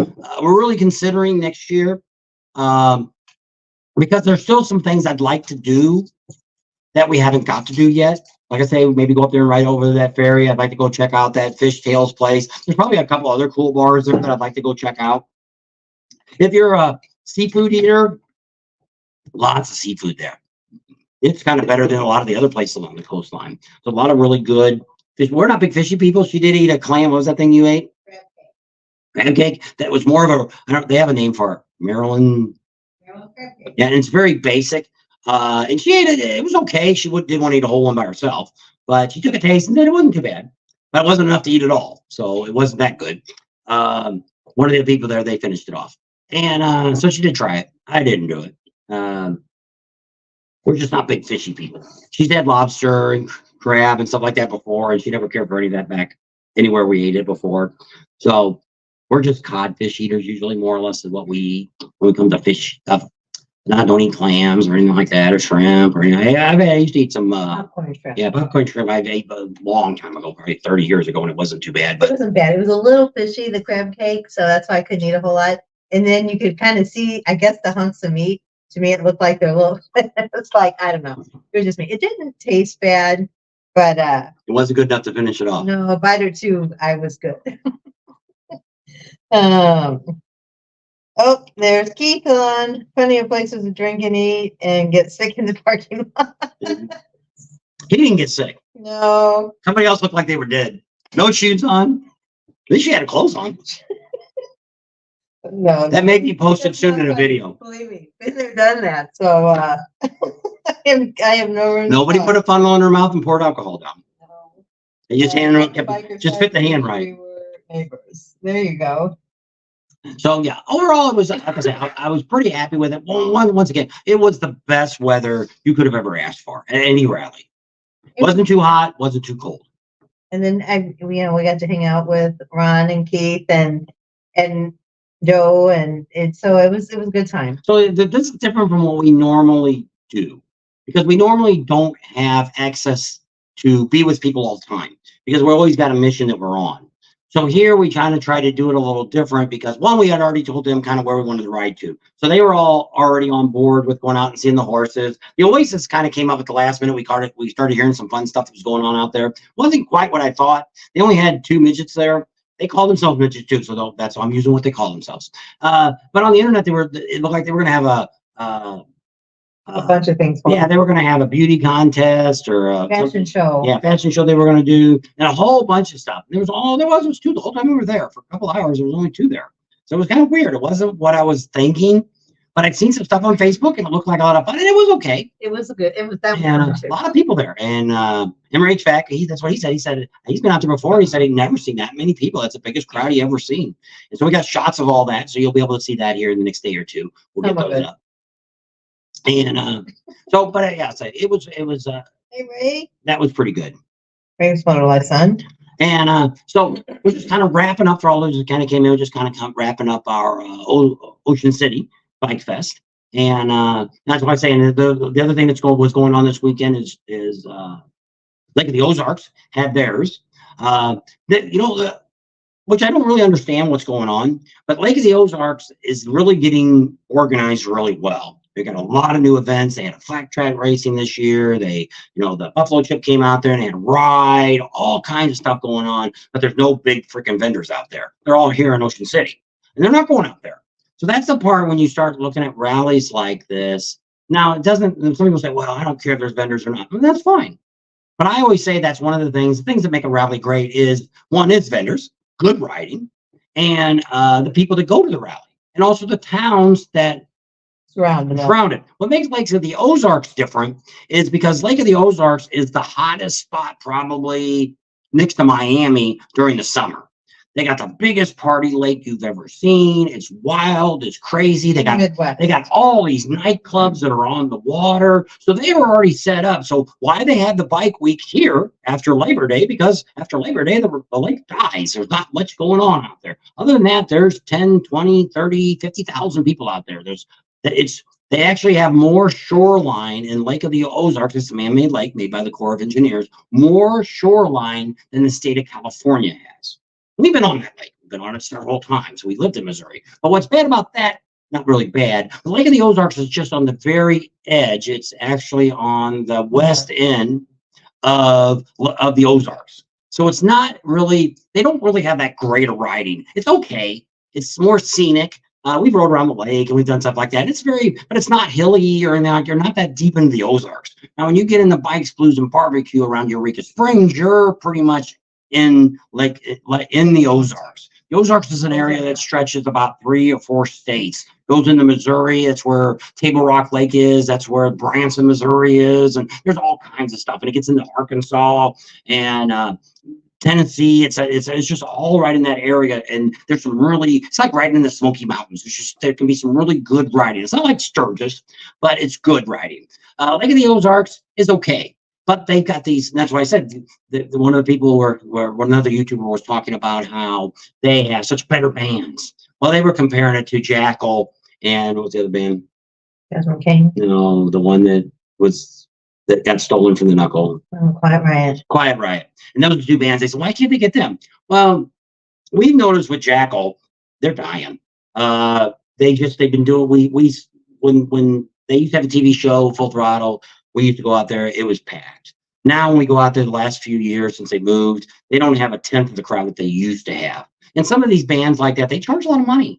And they're not bringing the crowd in that you would have. Jasmine Kane, which I imagine she probably doesn't charge that much because she brings a pretty good crowd, not as much as what they would bring. But I mean, she was bouncing around all over different places and playing at all the different rallies. I think she was out here at Ocean City.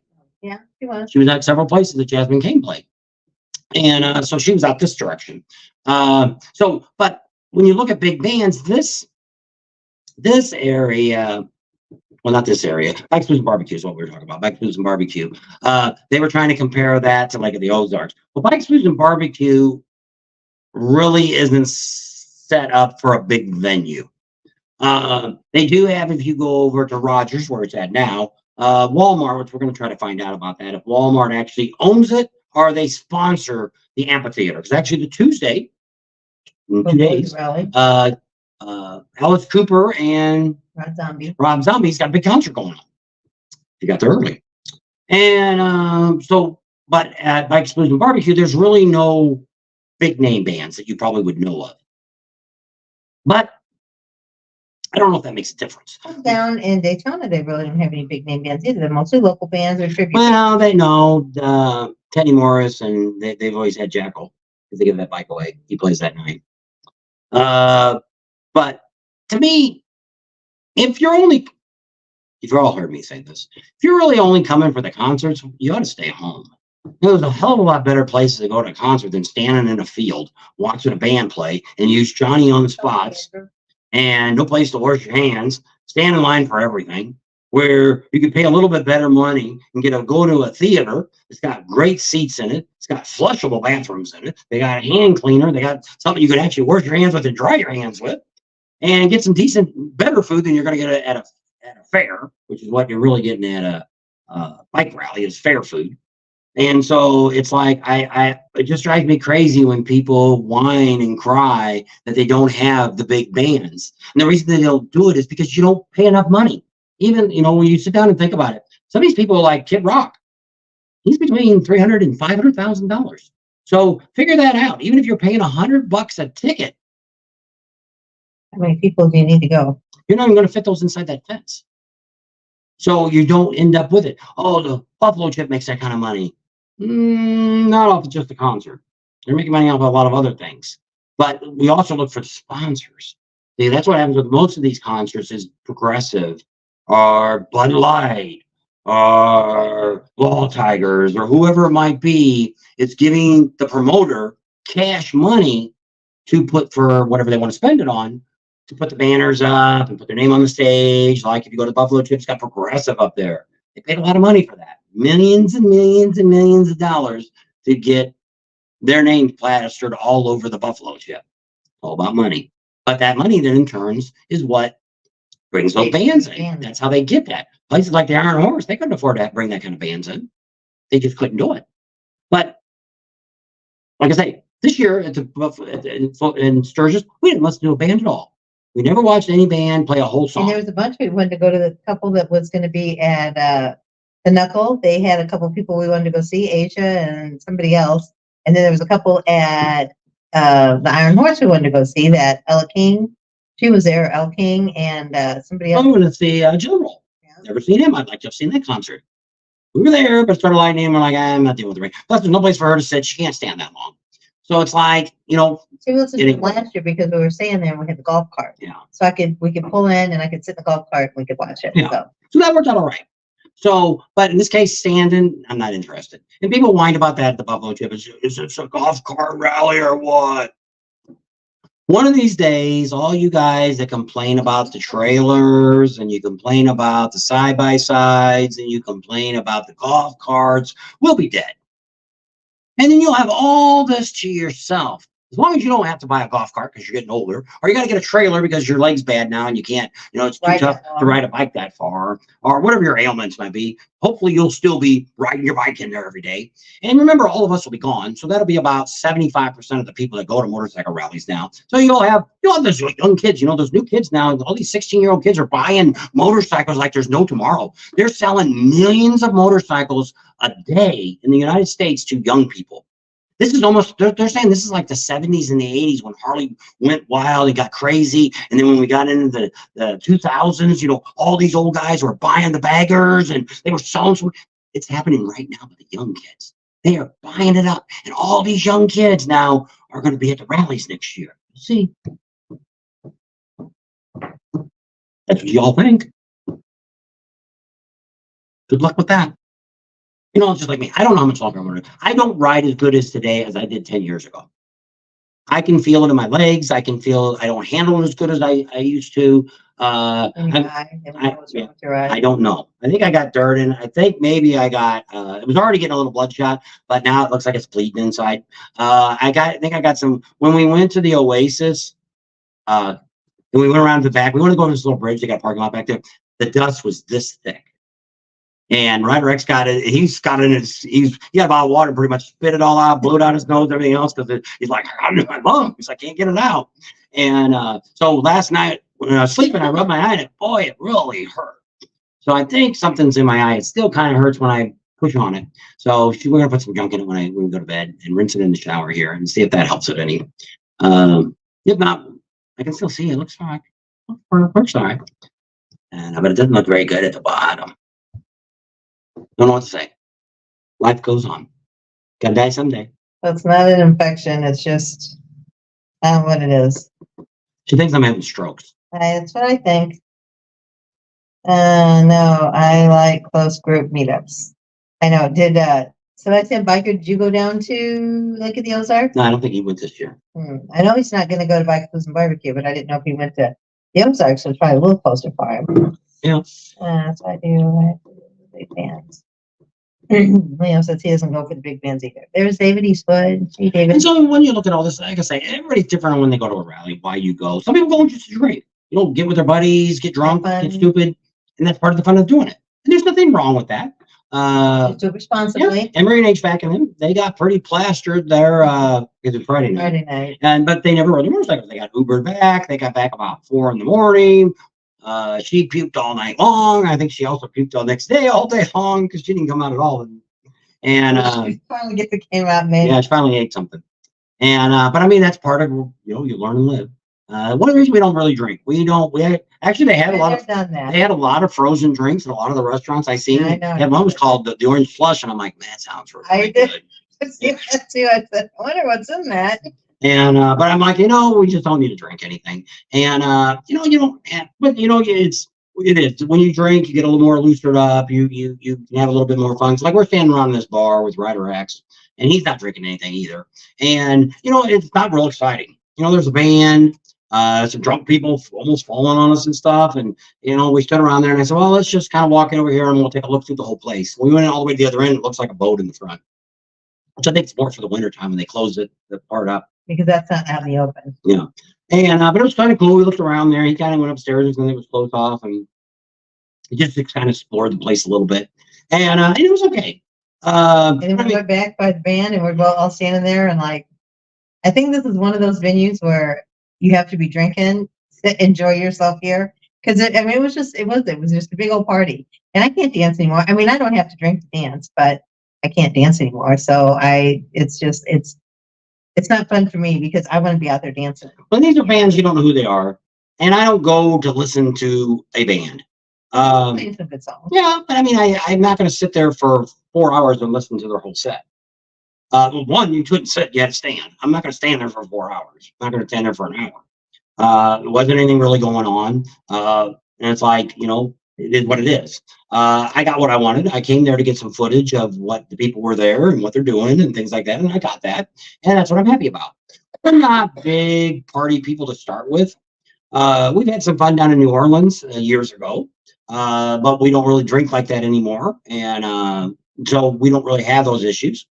But I do enjoy riding. I like to ride. I like that. I like to see the people. I like to see all the different people that go to rallies. You meet some really great, interesting people going to motorcycle rallies. There's a lot of veterans there. There's, just a lot of people with all different walks of life. That's one of the reasons I kind of like motorcycle rallies. Nowadays, we were talking with Rider X about this, that, with the political thing. If you're a Republican or a Democrat or whatever you are, oh, you can't talk. Oh, you can't talk. Oh, you're not my friend. Who cares how you vote? And I believe it's all this media that's did this. Trump's not my president. F. Biden. These people deserve our respect because they're president of the United States. Doesn't matter if the election was rigged or it wasn't rigged or whatever the case was, they're still holding the highest office in the United States. And there's a lot of these presidents I don't like, but they're still my president, and it would be an honor to meet any president that's still alive. A lot of them, I'm not their fans. I didn't vote for them. But it would still be a great honor. That's one of the things that's on my bucket list, is to meet a president that's a living president. Can't meet a dead one, but a living president. When you die, you might be able to meet all those dead ones you want. And but that's one of the things that's on my bucket list. We've been real close to Bush Sr. years ago. He was at a campaign stop in St. Louis, and we were probably, I could throw a rock and hit him, but I mean, I couldn't get any. It was like 10 people deep. And we've never really gotten that close. I thought we were going to get, people may not like Trump, but we met a guy a couple years ago that did security for Trump, and we can't find his phone number anymore. I got it, but it doesn't work anymore. And we met this guy, and he's like, "Oh, I can get you to meet them." I'm like, "That'd be great. It'd be so cool to meet anybody that was president. Doesn't matter if it was Obama, if it was Biden, if it was Trump, it was Jimmy Carter. He's still alive, ain't he? And the other Bush is alive still." But I mean, any of those would be a great honor to know somebody or met somebody that had that kind of office. It's like me. I will meet in Sugar Bear at the front end. I get chills meeting somebody like that. And we've had that with us, which is really weird for us. We've had some of you guys that'll come up to us, and we look at when they're talking to us, they got goosebumps on their arms, and it's like we're just like they're you. Sweating, or they're shaking. We're just like you with a YouTube channel. We're not movie stars, but when you think about it, movie stars are just ordinary people too. A lot of them just have a lot more money than all of us. But that's cool. Neil said he's met 3 or 4 different while he was in the military. But to me, I want to be able to shake a hand, get a picture. It would just be a great honor for me. But that's what my whole point was, that you might disagree with who's in office or the 2 people that are running now. I kind of say the same thing. You could put them both together, and you really still wouldn't have a really good person. They both got issues on both sides, and I don't know what to say. We are going to vote. We know who we're voting for.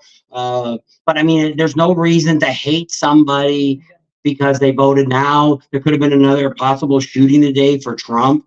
And it's like, this is out of control, this country is, which is really funny because they were saying it was all the conservatives were all radicals and shooting people and all that with the January 6th thing. So now it's the other way around. Now you got Democrat people shooting at a guy running for office. And it's like, this needs to all stop. What's wrong with you? Get along with people. We have a family like that too. We have a daughter that's so far left it's ridiculous, and we have another daughter so far right that's ridiculous. And we can't no longer. We just don't talk politics. We had one daughter just on me during the election a couple years ago. We're no longer. I don't think I'm still friends with her on Facebook. She banned me, and I put a block on her. And so that's the way it is. We still talk and do things, but you can't say anything about politics. But it's like, why? Why can't, and the problem is the media. Quit watching this crap that comes on CNN or Tucker or whoever the hell you're listening to. They're all just stirring the pot. Nobody, see, it used to be, I remember when I was a kid, be on news and they would flash stuff up and they say, if you don't like this thing that we're talking about, here's the senator's phone number to his office. Call and leave a voicemail. Well, now they don't tell you nothing. All they do is look what they're doing. And the other one says, look what they're doing. Look what he said. Even though it's a lie, look what she said. That's a lie. They're all lying about each other. So you really don't even know what the hell's going on. And so, that's what's just really sad about this, which our country's really going to, the whole world is. Back in our country is what we need. And the world's going to crap in a handbag. And that's what she keeps saying. You need to be right with Jesus, because that's the thing that happens. If you know anything about the Bible and Revelations, it talks about a lot of this stuff. People will be turning on each other, family and friends and all this stuff. And good will be bad and bad will be good. We're already at that, because criminals are being let loose and people that really didn't hardly do anything. I watched something today about January 6th that they brought up where those illegals went to the courthouse, which we had heard about this too. There's nothing on the news. That 300 of them stormed Congress and they evacuated it and everything, just like they did on January 6th. Now, they didn't break into it. The police got called out. Some of them got beat up but nobody's saying nothing. So there is a Senate hearing today, and this lady's asking the FBI guy, why didn't you do anything? Well, I heard about it. What did you do? I don't know. I'll have to go back and look at the records. Well, you probably didn't do nothing. It's never made it on the news. So once again, quit watching all this. They tell you what they want you to know, what they want you to hear. Some of you are younger than us, and you didn't get to live through days of Walter Cronkite and some of these guys that used to be in the news, to where what they would do is they would tell you, today there's a war in Israel, and here's what they're fighting for. Here's what the Palestinians are fighting for. And that was the end of it. Never told you one was good, one was bad. You would take the evidence, the information they gave you, and then you could talk about it, and you would decide, I don't think they should be fighting, or they should be fighting, or they shouldn't be fighting, or blow them all up and get rid of them, whatever your case was. But they didn't tell you, like today, they're telling you, oh, that's so bad. We need to stone them. We need to do something to get rid of them.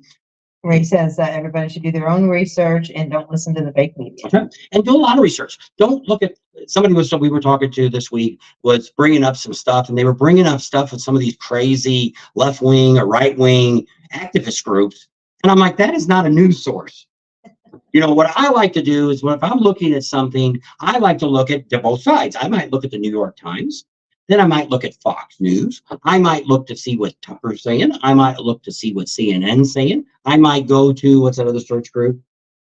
The one you got on your phone? Oh, go, DuckDuckGo. Might go to their website and do a Google search and see what's going on there. I might go to that Live Nation or whatever they're called, that said they're real conservative and trying to tell you the news. And go to a lot of different sources to see what they're saying. And if I get if I can get them on both sides saying similar thing, then I'm like, okay, the left's saying this and the right's saying this, it's probably true.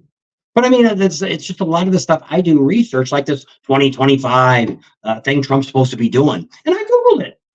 And I'd already heard something about it. It's a think tank. It's a conservative think tank that's been in business for I don't know how many years. But they give government a lot of proposals that they'd like to see done.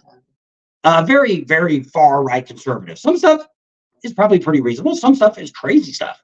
And that's not Trump's plan. And they're saying it is. Well, then the same thing, there is no evidence people are eating cats. But the sad thing is there is people eating cats. Want to tell me a story in Fairview Heights?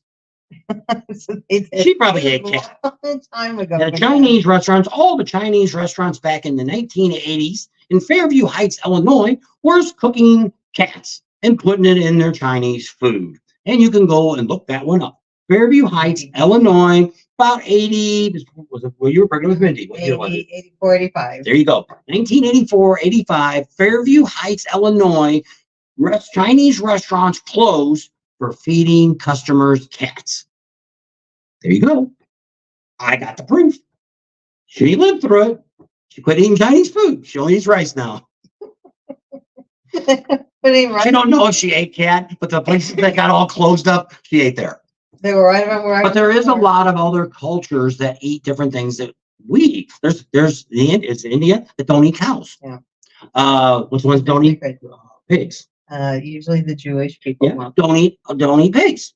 You know, there is people that eat cats and dogs. It's just common because they raise them for eating. But that's it. People eat all kinds of different things depending on the countries that you're in. So when they said there's people stealing people's cats and dogs, if you're I say that.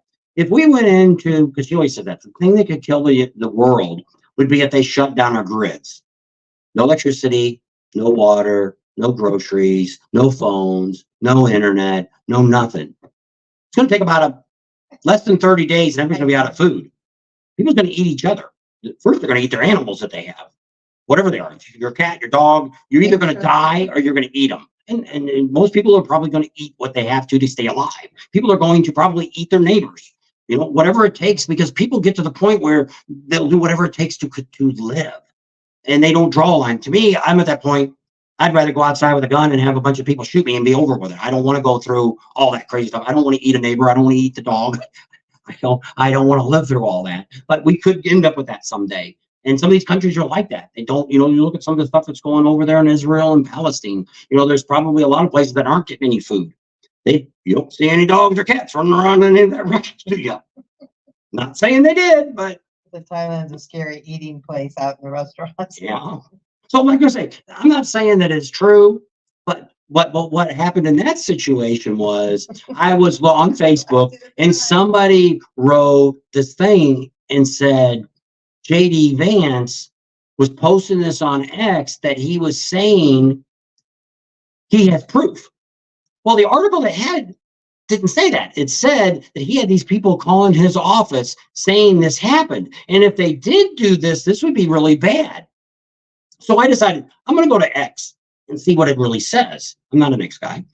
So I got it on the phone. I don't really use it. So I went to JD Vance, and it was actually the exact same thing that this, I'm assuming it was a left group, which I don't know. I really wasn't that involved. I was just kind of reading the story. So I read it, and it read this. So I wrote in this Facebook page, and I just said Vance.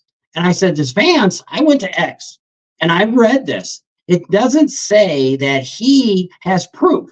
It says right in the article, and even on this guy's post on Facebook, it had that same heading that said Vance got these calls from local people in Springfield that said my animals have been stolen and somebody else had seen the Haiti people eating them animals. If this happened, this would be really bad. And I'm not quoting exactly the way it said, because I'm not reading it. And so I wrote that in there, and the guys, so there's a couple ladies came after me and said, you're using X for all your information? And I wrote back and said, this whole article was based on what they said in X. Did you not read it? And that's what's happening to people. People don't, you know, they read the headline and they don't click on it and read the article. And I do that a lot. I look at the headline and I'm like, this sounds crazy. And I click on it and I read it and I'm like, oh, okay, I get that now. It's like people with clickbait. There's so many people out here. There's one YouTuber that says, look what I ran over today. And then you watch the whole video, you never ran over anything. So it's actually clickbait, but it's to get you to watch it. But you had to watch it all to see what this person ran over. I don't know what I guess they ran over the road with their bike. They drove down the road and they ran over, but they never ran over. You know, you're thinking they ran over an animal or something, but there was nothing in the whole video. But they got me to watch it. But in turn, that person, I don't watch any of their videos anymore because I got a couple of those videos like that, and I don't like to do clickbait stuff. So that's kind of the end of all that. But we just need to be nicer to people, be more considerate to people. It's like we do. We have just this weekend, I had a bunch of people come up to us that are with us, and they said, do you have any of those crazy people that just come up to you and you're like, you know, get back. And I'm more like, no. I said, I'm pretty good about, unless you're coming after me with a stick, if you're going to walk up and say, hi, I'm a subscriber, even if you're the worst person in the world, I can put up 5 or 10 minutes with you. You know, I don't have a problem chatting with you. Well, we appreciate you guys. Yeah. If it wasn't for you guys. Same reason I answer comments, because another YouTuber told me that I spend a lot of time, and all YouTubers do, a lot of time putting videos together and putting your content. Emory HVAC kept asking me all weekend, how long do it take to do this? How long does it take? This is a lot of work you do. And it's like, you know, and we enjoy what we do. And so what? Roadkill Cafe Janice said, Daytona Dave says he heard cattail tastes like chicken. But that's one of the things they used to always say. People always say, it tastes like chicken. Why don't you just eat chicken? What are you eating that other thing? And it tastes raccoon. Oh, I had some raccoon. It tastes just like chicken. And then why don't you just eat the chicken? Wouldn't it be a lot easier than going out and hunting the raccoon, shooting it, skinning it, cooking it? You go down to the grocery store, get a chicken. It's already skinned. Put some flour on it, throw it in the pan. It's done. I didn't have to pluck it. I didn't have to. Ain't that a lot of work? But it tastes like chicken. Well, we used to DJ, and we had this one place that was bottom of the clover. What was it called? Clover bottom, but we called it the bottom of the clover. We used to karaoke in bars. They would always have potluck, and they said, "Oh, you guys, we're gonna have it on the night you guys come out and you're more than welcome. You don't have to bring anything. You guys can, eat and eat all you want." I'm like, "Okay, we're gonna potluck, so we won't eat dinner. We'll go and eat." Well, it was roadkill potluck. Oh my gosh, they had squirrel and they had rattlesnake and they had raccoon and I'm like, oh, I can't eat any of those. I'm like, So we lived in Missouri for a while, and that's what you get out there. They said they're having a possum barbecue at BBB. There you go. And but yeah, it's all in fun. And but I mean, it's sad that people just can't get along with each other. And, be able to even tolerate somebody, just to be nice, say thank you, hold the door. I just had a lady this week. She thought I was falling because I usually go out of the door before her, because most of these doors, I can't reach around her and open the door at the same time. So a lot of times I go out first and then hold the door so she can get out. Well, there was a couple ladies behind her, and I went to grab back again for the door. She thought I was falling, and I was grabbing the door. And that's a shit. He's being a gentleman. Because she kind of fell back towards them, trying to catch me. I stepped back to try to grab him because I thought he was falling. But I was grabbing the door to hold it open for those extra women that were coming through behind her. But I mean, it's not that big a deal to be nice to people, to be a little considerate of people, and it's not the end of the world. And if we showed ourselves, to be a little nicer to people, think about those people when you're riding. If you're one of those guys got a loud stereo, it's great. It's great. Your stereo sounds that great. It's clear. It sounds really good. If you're riding down the highway, I have no problem in the world. You're out there doing 75, 80 miles an hour on the highway. You got that stereo so loud, you can hear it. That's your power. I have no problem with that at all. I have no complaints about that. It's the people that are riding in the cities and the towns, and why you have to play the Fs. She had the one in Sturgis that she sat there for a couple of hours during a live, and this guy must have drove it at least a dozen times up and down Main Street in Sturgis, playing the same song. You had to have it on repeat. F and then word and F and then F, and it's the same. It was just all the same chorus going over and over and over. And she's like, and it's an old guy, and it's like, why? It's like I almost want to go out there and just slap the guy off the bike and say, what the hell is you doing? It was like the full blast, one of those big boom box and things. And it's like, I'd like to get a big old club and just smack the hell out of some of these guys and say, what do you think and why? Just give me a why. You got to have a reason. Oh, everybody know I got a loud stereo. Then go to a competition, because then you're competing with people that have loud stereos that think theirs is better than yours. I don't care your stereo's that loud, and I don't really give a rat's butt. It doesn't make any difference to me. I don't care. Most of them, because I have a really good ear for sound. Most of your stereos are crap. Either the highs are crackling so much, or your bass is rattling too much. It's getting distortion in it. And I see it all the time, because sometimes we're standing and we're on in Daytona or something, going down the street, somebody's got a stereo, and I'm standing next to somebody. And I said, do you hear that? And they're like, what? I said, listen to her, it's high. I said, you hear the crackle? I said, yeah. That he's blowing his speakers. He doesn't know what the hell he's doing. He doesn't have it tuned right. And that's the problem. Says it's the look at me attitude. Which it is. Look at me, I'm a dumbass. I won the prize. Maybe I ought to do that. Maybe I should make me some ribbons that says I'm an official dumbass, and I won the loudspeaker award for running up and down Main Street with the loudest speakers. And I'll get it with some Velcro or something. I can stick it on their coat, and I get another one for loud exhaust. I'm another moron that I can rev my pipe. Yeah. Remember that back in the day it was like, here's your sign. And we say, here's your sign. Oh, you're a ding dong. I mean, most of the people, I've never really had anybody come on here and say, I am that guy. I'm that guy that revs my bike up in Daytona and crackles as loud as it is and all this stuff. The sad news is most of us have the exact same motor you got on your bike. You either got a V-twin, or you got an Evo, if you got a Sportster, or you got an M8 now. We're all the same pretty much. You know, once in a while you get a knuckle. You never see the guys really riding the knuckles or the panheads. You don't see them morons out there cranking their bike up real loud in there. You don't hear their stereos running on their bike because because they ride by and we're like, oh, cool, look at that bike. I love that bike. Look at that old panhead going down the road. Look at that old knuckle coming down. You know, there you're like, that's greatness. That's when you look at somebody and go, wow, that guy, if he built it, wow, look what he did. But we don't say that with the loud stereos or the guys revving the pipes up. We all think you're stupid and we're laughing, just like the guy doing burnouts on Main Street. You know, most people are the same thing. I always say the same thing. Why the cops are so hard on you on that is because if you did get traction and you went into the crowd, how many people are you going to kill? And then you're going to be like this old drunk guy now that's sitting in the jail that probably will never get out. And then he, you know, I don't know what Maryland has a death sentence or not. Maybe he'll just live in prison the rest of his life. But knowing that you did this to the kid, because he'll sober up eventually, and then he's going to figure out that he did this to this kid, and maybe he remembered, maybe he won't remember it all. But it's like that would be my biggest fear. I used to work for the gas company. I made a lot of right turns in the cities, and I always that was my biggest scare, that somebody, when I'm making this right hand turn on a red after a stop, which is legal, that somebody would step right out into the off the curb, and I'd hit them. And that's something you would have to live with the rest of your life. And I don't know if I could do that. But I mean, I wouldn't want anybody to have to be that. And so that's why you have to think about what your consequences are when you do stuff like that. Same thing when I ride a bike now. When I was younger, I really didn't have a scare level. Every time I ride my motorcycle, I see myself sliding down the highway all the time now. It's been like that for a long time because I see the worst of it. And actually, they always say that's really the best way you are, because usually you're the best driver when you first start driving because you're scared and you're observant of everything. Well, then as you get more comfortable what you do, confident, overconfident, I'm indestructible. It's like these guys. There's got one the other day. These motorcycles cut in front of me, and this other guy, if I didn't hit my brakes, I would hit his bike. He didn't even turn and look at us. He was looking straight, came right into our lane.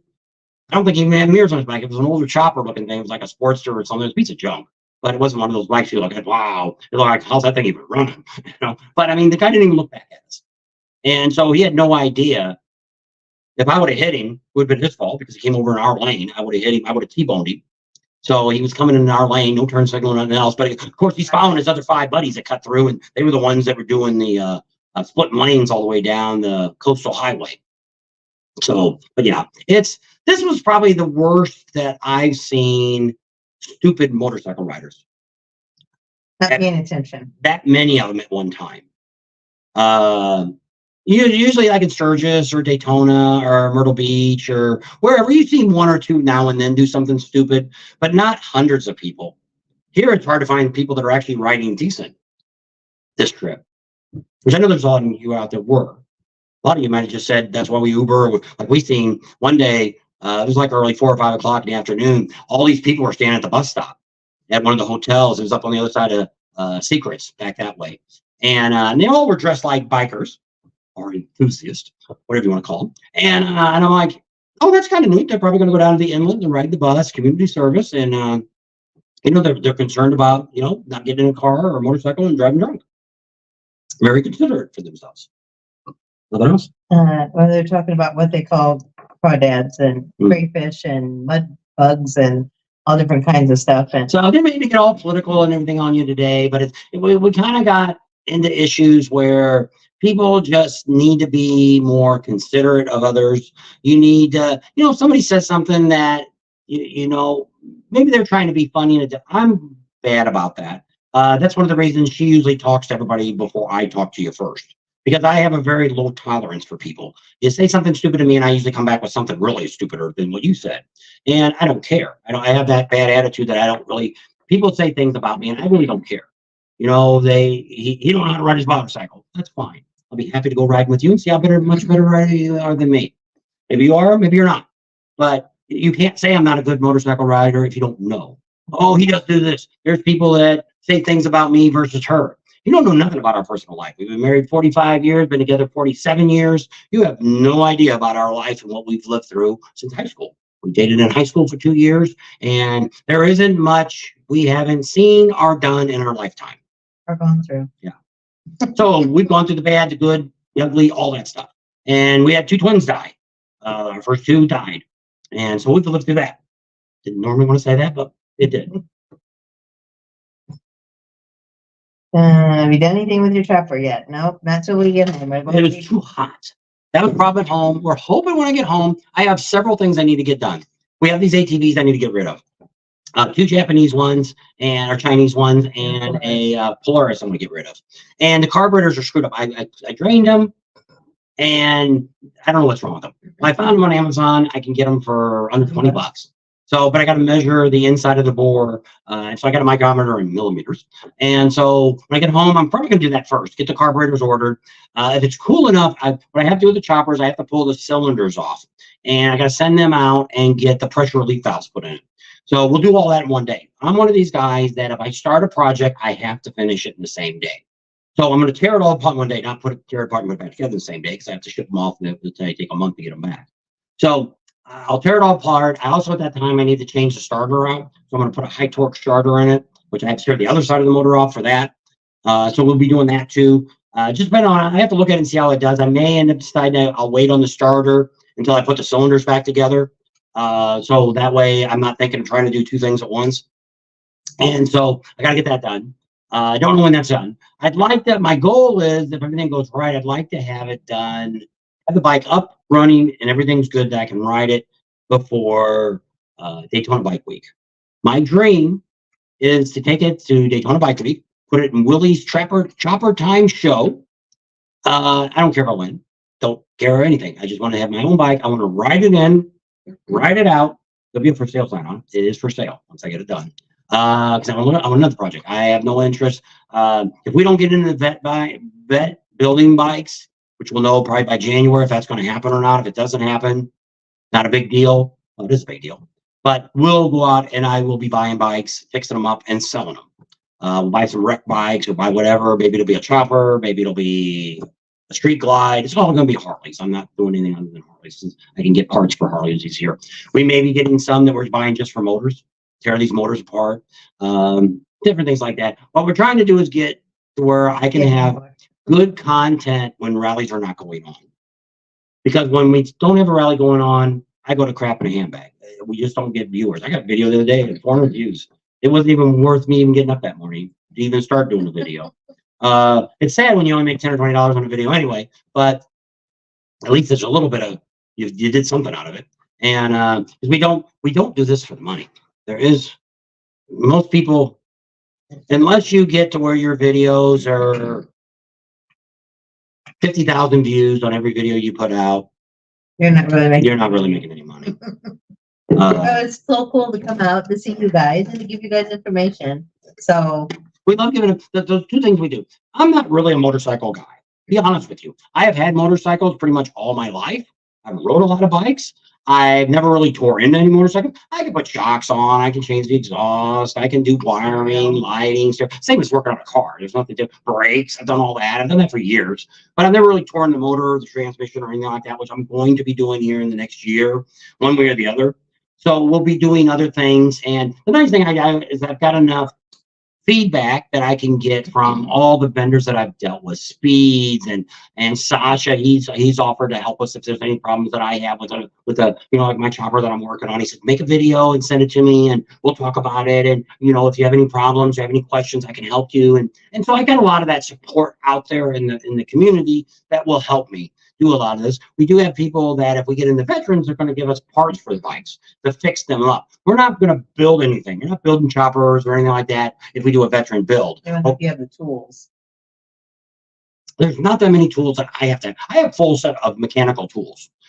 For my motor, all I've really got to go buy is a ring compressor to put the pistons back inside the cylinders. Yes, there is some micro gauges and stuff like that I'll have to buy. But if I'm going to start doing that, I'll buy them. It's not that big of a deal.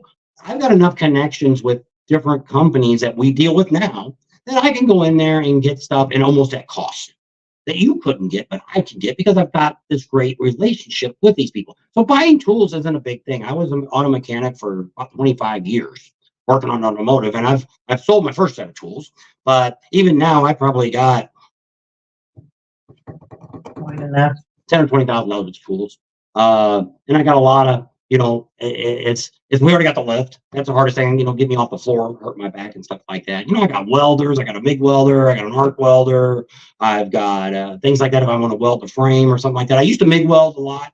I used to build custom exhaust. I used to be a pipe bender when I had my when I was in the automotive business. I used to have a pipe bender and we made wide pipes for V8s and made straight exhaust out with glass packs. I bent all that.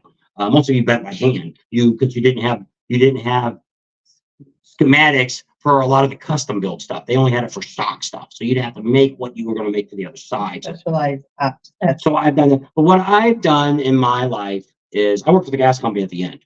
And I worked on water heaters and I rebuilt furnaces, gas furnaces, and all kinds of stuff I've done because I'm very mechanically inclined. You can show me anything and I can do it forever. I have no problem with it. I've rebuilt V8 engines. I've rebuilt big blocks. I've done all kinds of stuff. Now, I don't grind valves and stuff like that. I send that crap out to somebody. I'm not going to be hand grinding. I can seat a valve that needs to be seated, but I'm not going to be doing. Not like mine. I could drill out and put these compression relief valves in my heads, but it's an Evo motor. It's off a 95 Dyna, and it's got the big bore kit on the top. So if I crack one of those cylinder heads, I now got to go out and find one of these stupid things somewhere, a decent one. Then I got to get sure it's going to fit the piston that I have. That I don't, then I got to buy two. Then I got to change the pistons now, and I got to do all. No, I don't want to do all that. Our car says they will take care of it. And they'll do it right the first time, and I won't have any trouble. I have no problem with taking it apart and letting somebody else do that part. But doing the mics and all that kind of stuff, like putting compensators in and all that kind of stuff, or if I'm going to put in cams and I'm going to put in solid gears, I have no problem buying those tools to do that job. Yeah, maybe it'll be $5,000, $10,000 to buy those tools. If I'm going to be doing it, I don't mind getting it. But once again, I will be able to get a very good deal on those tools because we've got connections. Versus grinding is a big difference. You're right. And so I don't. It's just like we used to do work on V8s. Motors, and I rebuilt them. I didn't rebuild the heads. I sent the heads out to the machine shop, and I let them do all that. Put the valves in, let them if it needs springs, replace it, plane the heads if it needed to be done. I didn't do any of that. We tore it apart. We put the bearings in the engine on the crank, and we put the crank in the motor or the camshaft in the motor. Put the lifters in. Oil, fill them up all with oil and get them all pumped up before you put them in. So yeah, I've done all that stuff. And the funny thing is that I found out with the old V twins, there's a lot of Chevy parts in V twins. And when they told me that, I was like, I guess it's not that different. But see, I'm just one of those people. I can rebuild a lawnmower motor, and I can do a lot of other things that I've done when I was a kid. But it's just me getting into the motor. Once I do it, I won't have any issues with it. It's no different than taking a car apart. There's no difference between taking a motorcycle engine apart versus taking a car engine apart. There really is no difference to it.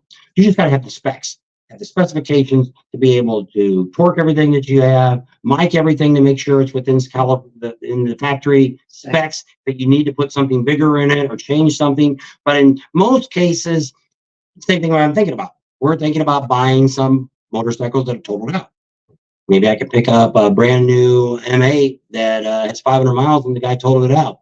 I got a brand new motor. Nothing wrong with that. Loop it all up, put it on the shelf. I get one in that's got a bad knock in the engine. Why tear it apart now? I'll just throw that other motor on there and it's a good used bike. So there's things you can get away with. We used to do that a lot. We used to go, instead of rebuilding a motor, guy didn't have the money, we just went to the junkyard and bought a good used motor. Found a car, had 30 or 40,000 on it, check the oil and maybe pull the valve covers off, take a look at it and see what it kind of looks at, maybe drop the oil pan before you put it in, just kind of make sure that everything looks kind of good, throw it in the car, drives away and runs fine. I've had other motors that I've tore apart, and when I get in there and start checking everything, there's nothing wrong with the motor. There was no reason for me to tear this motor apart, but the guy was actually a friend of mine, wanted this 350 engine that he had an Olds engine, he wanted a Chevy engine with his car. So I had this 350 Chevy engine. He said, well, can you go ahead and go through it all for me? And I'm like, yeah, we'll go through it. I pull it all apart. We start micing stuff. And it's like, there's nothing wrong with this. Unless you want to bore the cylinders out and put bigger pistons and spend all this money. But I mean, it's not going to smoke. There's nothing wrong with the engine. We put it all right back together, put all new gaskets in it. And he drove for a long time until he sold the car. So sometimes you don't always need to. I'd like to eventually take my motor because I'm kind of looking at a motor now. I don't know what. I keep saying maybe a 120 for my bike. I'm not getting another 110. I'm not putting a 103 on it. But I might change my motor out on my bike one of these in the next near future, where then somewhere down the line, I'm going to tear my motor completely apart and try to figure out exactly what all these weird noises that were in this motor, which I will find that out. So that's my issue is I watch all these guys. I watch speeds work on engines, and I don't know what your chopper is, or Wilmer. But What style chopper are you going to build? okay, the one that I have is already built. It's a 2003 custom built frame on it. That's a stretch soft tail frame. I got a Springer front end on it. It's got a Dyna 1995 Dyna Evo engine on it that has the big bore kit on it. Right now, you cannot kick it over. I did get it started. I bought it at the auction last year at the Mecum auction. It needs a starter on it too. So we are, I only let it run a few minutes. It's on a video. Somebody said the same thing. You should have been revving it up. You shouldn't rev it up on because it's an Evo motor. You must let it warm up first. And but I didn't want it to run very long because I don't know if everything's. I haven't checked everything out on it yet. So my idea is to get it running and all that. Am I going to build choppers? Probably not. I don't really have an interest in building custom motorcycles. I'm not a custom bike builder. Some of these guys are doing monkeys out there doing this stuff. More power to him. I don't have that kind of experience to build stuff like that because I don't want to sell something to like somebody like that and get killed because the thing falls apart or breaks, the wheel flies off of it because it wasn't in there right. And it's not easy, it's not hard to do that if you're not, I like to say I'm not Billy Lane. I'm not nobody like that, and I don't want to be anybody like that. What I'm more looking at is taking stock. I bought my chopper for one reason. Content. The only thing I bought it for. It didn't matter if it ran or not. If it didn't run, I was going to piece it out. I paid $5,000 for it with the fees, about $5,500 for it. And there's about $10,000 worth of parts if I sold it individually, maybe even more. So that was my point. If it got to where I couldn't get it running, the engine was kind of shot, I was just going to strip it all down and take all the parts apart. We'll talk about it. We'll look at the different parts. We'll figure out what else we could do with the bike. And I probably would sell it just all in parts. But I bought it too. If I can get it running and it runs right, then yeah, I'll probably put 50 miles on it and I'm good with that. I'm not looking to ride across country on a chopper. I've rode a guy's chopper before for about 50 miles and I didn't want to ride it anymore. I'm not interested in the old kidney belts and all that kind of stuff to hold my body together. I'm already old and I'm not in the greatest shape in the world anymore either. And I'm not going to get out there and try to ride on any of that stuff. I'm not looking to buy a panhead. Well, if I got one, I would definitely fool with it. But I'm not looking to go out and buy an old chopper or an old vintage bike. Somebody gave me one to be great, but no, I have no interest in buying them. I'd love to have one, but no way of buying it. We're probably going to be looking at, if we do the veteran builds, we're looking at, well, we're probably going to do Sportsters because you still already get a freaking Sportster part. We're going to be looking more at soft tails, heritages, street glides, maybe some road glides, things that aren't too expensive because a lot of the dealers want too much money for it. But if we're trying to give it to a veteran, I don't have a lot of money. I can't invest a lot of money. We are looking to go to the insurance auctions, buy some salvage title vehicles, which I can have when I get it all fixed, whatever's wrong with it. Take it to the state, they'll re-inspect it, they'll give a clean title, a rebuilt clean title on it that's salvaged, that you can put license plates on it, you can get it insured, all that. And they do it here in this state in Arizona. And so that's what we were going to do, and we were going to give these bikes away to veterans through the VFW and the American Legion. We're trying to get a 501c set up for two reasons. One, that you could donate money if you like, or if you wanted to donate a bike, we could give you a receipt. You can take it off your tax. Get something for it. And the idea of this was we would take no money out of it because where I'm going to make money at doing all this is we're going to make content on it. We're going to show you when I go buy these bikes, where I'm buying them at, what we're doing to the bikes. We're going to show you the people that we give the bikes to. I'm not picking anybody. So if you're one of our veterans, you got to talk to your VFW or American Legion. We're going to be going through them.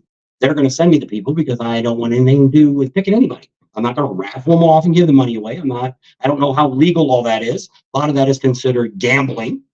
One guy used to be in Vegas, is now in Texas, and I'm kind of figuring that's probably why he moved. If I sell these pair of glasses to you for $50 and I give you a free ticket, in reality, these glasses aren't worth $50.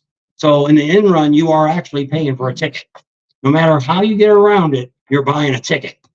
So I don't know there's a very thin line in some of these states that it's called gambling. So I don't really want to do that. So I'd rather get bikes, fix them up, make them good, make them roadworthy, give them to these guys and gals, PTSD, things like that might help with the rehabilitation. We're hoping that we can follow up every 6 months with them. The only real expense that would come out of that money other than building a bike is if we have to deliver the bike, it would pay the expenses to go get the bike. It would also pay the expenses of delivering a bike, if that is, because that's up and above what, but it's not going to pay for the building. There's no electric or anything like that. It's going to be charged out. It's my shop.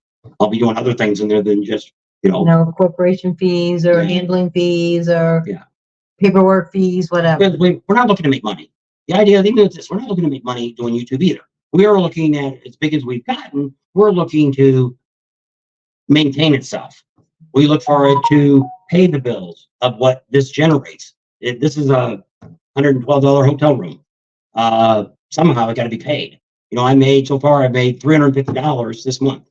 That counted the videos before this. So at that moment, it paid for. It paid for our gas maybe, and it paid for the hotel room if that. But we've had people give us money. We've got some sponsors now that are paying for some of the airlines. We don't look for people to, which we did. This trip, we had a lot of people with us, and we got a lot of meals free. We did end up squeezing one meal out. She's right up to the counter yesterday and paid before they came. I sat in the bathroom, and I took my purse, and I'm like, I'm going to pay because they kept paying for everything, and it's like, So we look at it as if we're eating one meal a day, and we're with 4 people. In 4 days, we would have paid for 4 meals anyway. So for us to go and pay for 4 people sitting together is no more expense than what we would have had if we would have ate 4 meals. Chopper's coming in. Even on 2.5 hours. All right, it's my deadline. But yeah, so that's kind of how we're going. That's the dream of what we're going to do. And we'll see how it all turns out. Yeah, and that's where we got the idea. They said helping vets in a different way, like Adam did. And that's how we got this idea. When we started YouTube, he is one of the original, not the original, but he's one of the people that we spoke with about doing YouTube. He was very lenient about telling too much to us because he's been screwed by 1 or 2 other YouTubers. And we're not going to get into that. You can check through his channel and you can find out who those fine people are. But he was very lenient. Once we got into it after a year or so, he's a very good friend now. Anytime he sees us, he always says, "Man, you guys are doing a great job. You're not out there lying. You're not out there stealing from people. You're doing the good thing." And so I was never in the service. We were actually, in 1979, I got laid off from my job. She never had a really good job at that time. She worked in the office. We were going to go into the Air Force in the buddy system. And we were all set up. We'd done everything. I took the physical and signed the line. And I should have done it because I would have got full benefit. I would have stayed in for 20 years. I would have got the full benefits. They were still giving you everything for free. She would have stayed until she got pregnant. She would have got out. And then we would have only been separated for 6 months for basic training. Women go one place, guys go the other. And they would have signed it that we would get to stay together all the way through. And her idea was she'd do 3 or 4 years and she would have a baby and then she would just wait and come back. And then by then I'd hope to be there. And then if I'm going to spend 20 years, or if I'm going to spend 3 years, I'm going to spend 20 to get the benefits and everything. Free medical the rest of our life, free base, all that stuff. And then I would have went and did something else.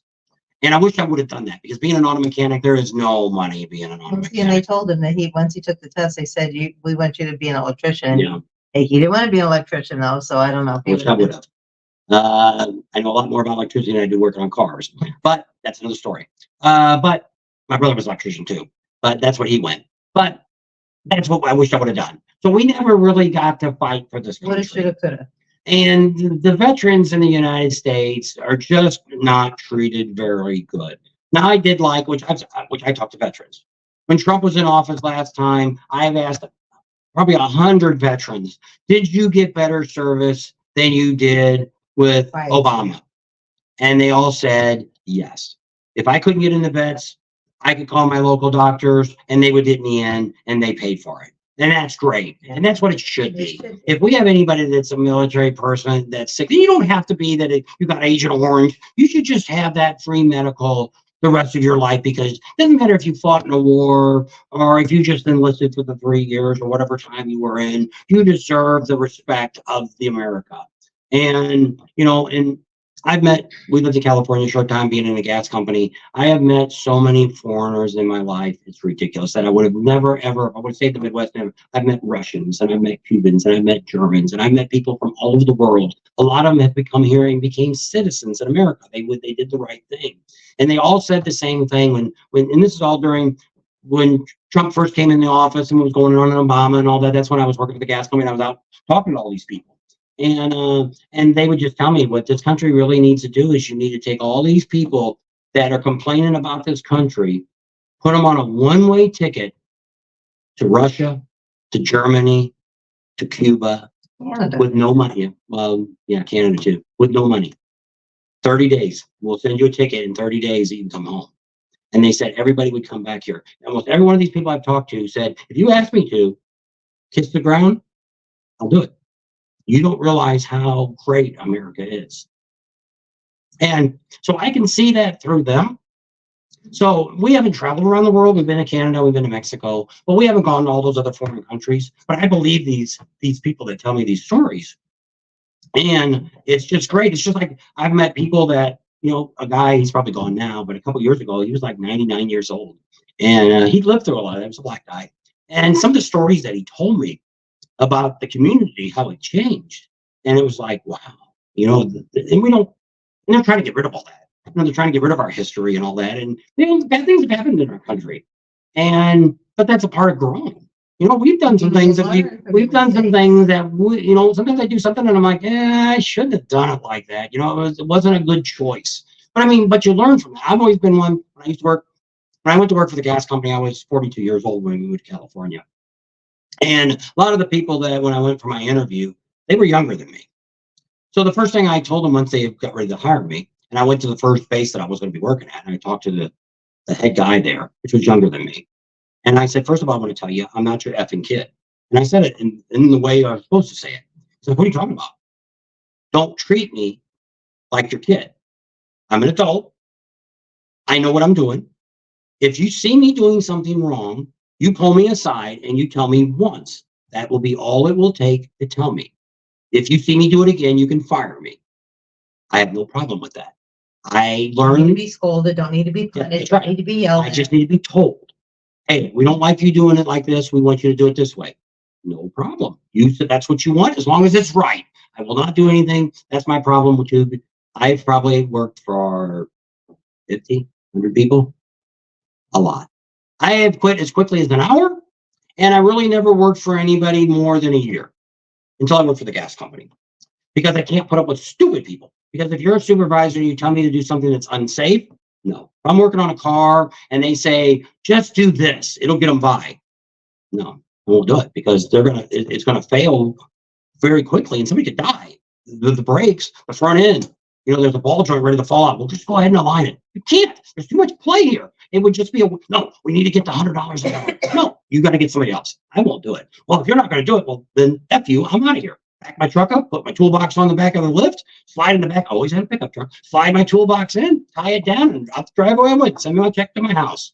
Go down to the next shop, and I always got a job, because what I always did was I walked up to the shop and I said, I'm a very experienced mechanic. I've got some ASEs, and I have one rule. Hire me for 1 week. If you don't like what I do, you don't have to pay me, which is actually against the law. But I said I will walk away with no questions asked. Never got turned down for a job, and they always put me on. It was always me walking away from them, because I don't put up with stupid people. The gas company was great because they always wanted. I worked for myself. You get a little truck in the morning, you went out, you took care of your customers. I fixed gas leaks, I serviced appliances, and I work with the fire department when there's fires. I've been in San Bruno, the big fire that they had up there. I worked that one. I worked the Anaheim fires. I'm one of the only, we were called energy techs, only ETR that would do that, because I knew how to work. I knew how to do stuff safely and knew how to make the proper judgment at the right time. And that was my hardest thing when I went to go work for somebody else. Was I used to call my boss all the time, and I always ask him questions. And I went by Robert there at the gas company, and they said, Robert, tell me what you would do. And I tell him. He said, that's exactly what I would tell you. Why don't you go on your own judgment? I said, this isn't my business. You're in charge of me. I want to make sure I'm doing what you want. He says, just do what you think. You're going to be all right. And so that's the rest of the time I worked. I mean, that's how it worked. I very seldom ever called anybody, and I was one of the few exceptions that never broke anything. Because if I broke something, if I broke a screw off in a wall furnace or something like that, I could get it out. I could tap it or put a little drill bit in there and I could get the part out and put a new screw in it. So I didn't have to call a higher up level tech to come and fix what I did because I already knew how to fix it myself. So I've always been that way. And so that's why the motorcycle thing I probably should have done years ago, tore into it, but I just never, it's like diesel. I've never really worked on diesel engines either. I don't really know much about them other than they're a lot heavier. But I got a lot of friends that do diesel. Brian, that's what he did. One of my best friends I had in high school and grade school, he works on diesels and that's his job. He actually said diesels are easier to work on than cars. I don't know because I never really worked on a diesel. So I'll change oil and stuff in them. But I mean, other than that, that's about as far as I got. But Gas filter, air filter. yeah, but I mean, going into the engine stuff, the parts are heavier than what a car engine is. Well, except for Oldsmobile there for a while, was taking a regular standard block and making diesel out of it, which didn't work real well for me. So we want to thank all of you that are service members or your family that were service members. We appreciate all of you guys. And to our first responders, the EMTs, the policemen, the firefighters, they're all very important people. Yes, they are. And they all deserve respect. And that drives me crazy when I see people that are disrespecting. And I am one of the people that would stand up. And I have said stuff. If somebody says something stupid about a cop when they're there, I'm like, you need to check back yourself, dude. You know, there's no need. You know, there's like in any community, there's bad in everything. There's some bad cops out there. There's some bad motorcycle people out there. There's some bad grocery people. You know, there's bad in every world. That's what's wrong with America, in the world. There's a lot of bad people out, but there's a lot of good too. There's usually most cases, there's more good than there is bad when it comes to law enforcement, firemen, and stuff like that. So, but we should respect everybody. You should respect your neighbors and all that kind of stuff. I'm not a big neighbor guy. We only talk to really two neighbors. Well, one guy we don't even talk to anymore. He said, "Dad, you can't." That's not like that stereo. They'd hear me 3 blocks away yelling at him. We just wave to him now. But right across the street. But I mean, other than that, I really don't. When we wave to the neighbors, I don't really know anybody on the street. We've lived there for 10 years now. I've lived there for 5. We've owned the house for 10. But we don't really socialize with anybody there. We don't really socialize with anybody in town. We have one of the relatives, daughter's relatives live there. Other than that, we don't go out with people. We do most of our stuff together. We go to the store, or we're going to the movies, or wherever we're going to go. We go do our stuff. We don't go to movies. That's why she's looking at me. And I watch a movie on TV. And so, yeah, it's they're still writing, yeah. I see some of the comments. So we're about ready to wrap this up. So overall, it was pretty good. I'm really happy with Ocean City. I'm really worried about the deaths. We're going to find out what the count is there real soon. The total of people that died during the rally. Young man got ran over by a motorcycle by a drunk guy. We talked about that tonight. Got a little more information from somebody that I guess lives there. They got some information. He was a 16-year-old. He lost half his leg already. He may have some internal bleeding. May have some pressure on his head that they're doing stuff to him. And we pray for him and his family. Hopefully he will make it. But I mean, it's just stupid stuff like that, that there was no need for that.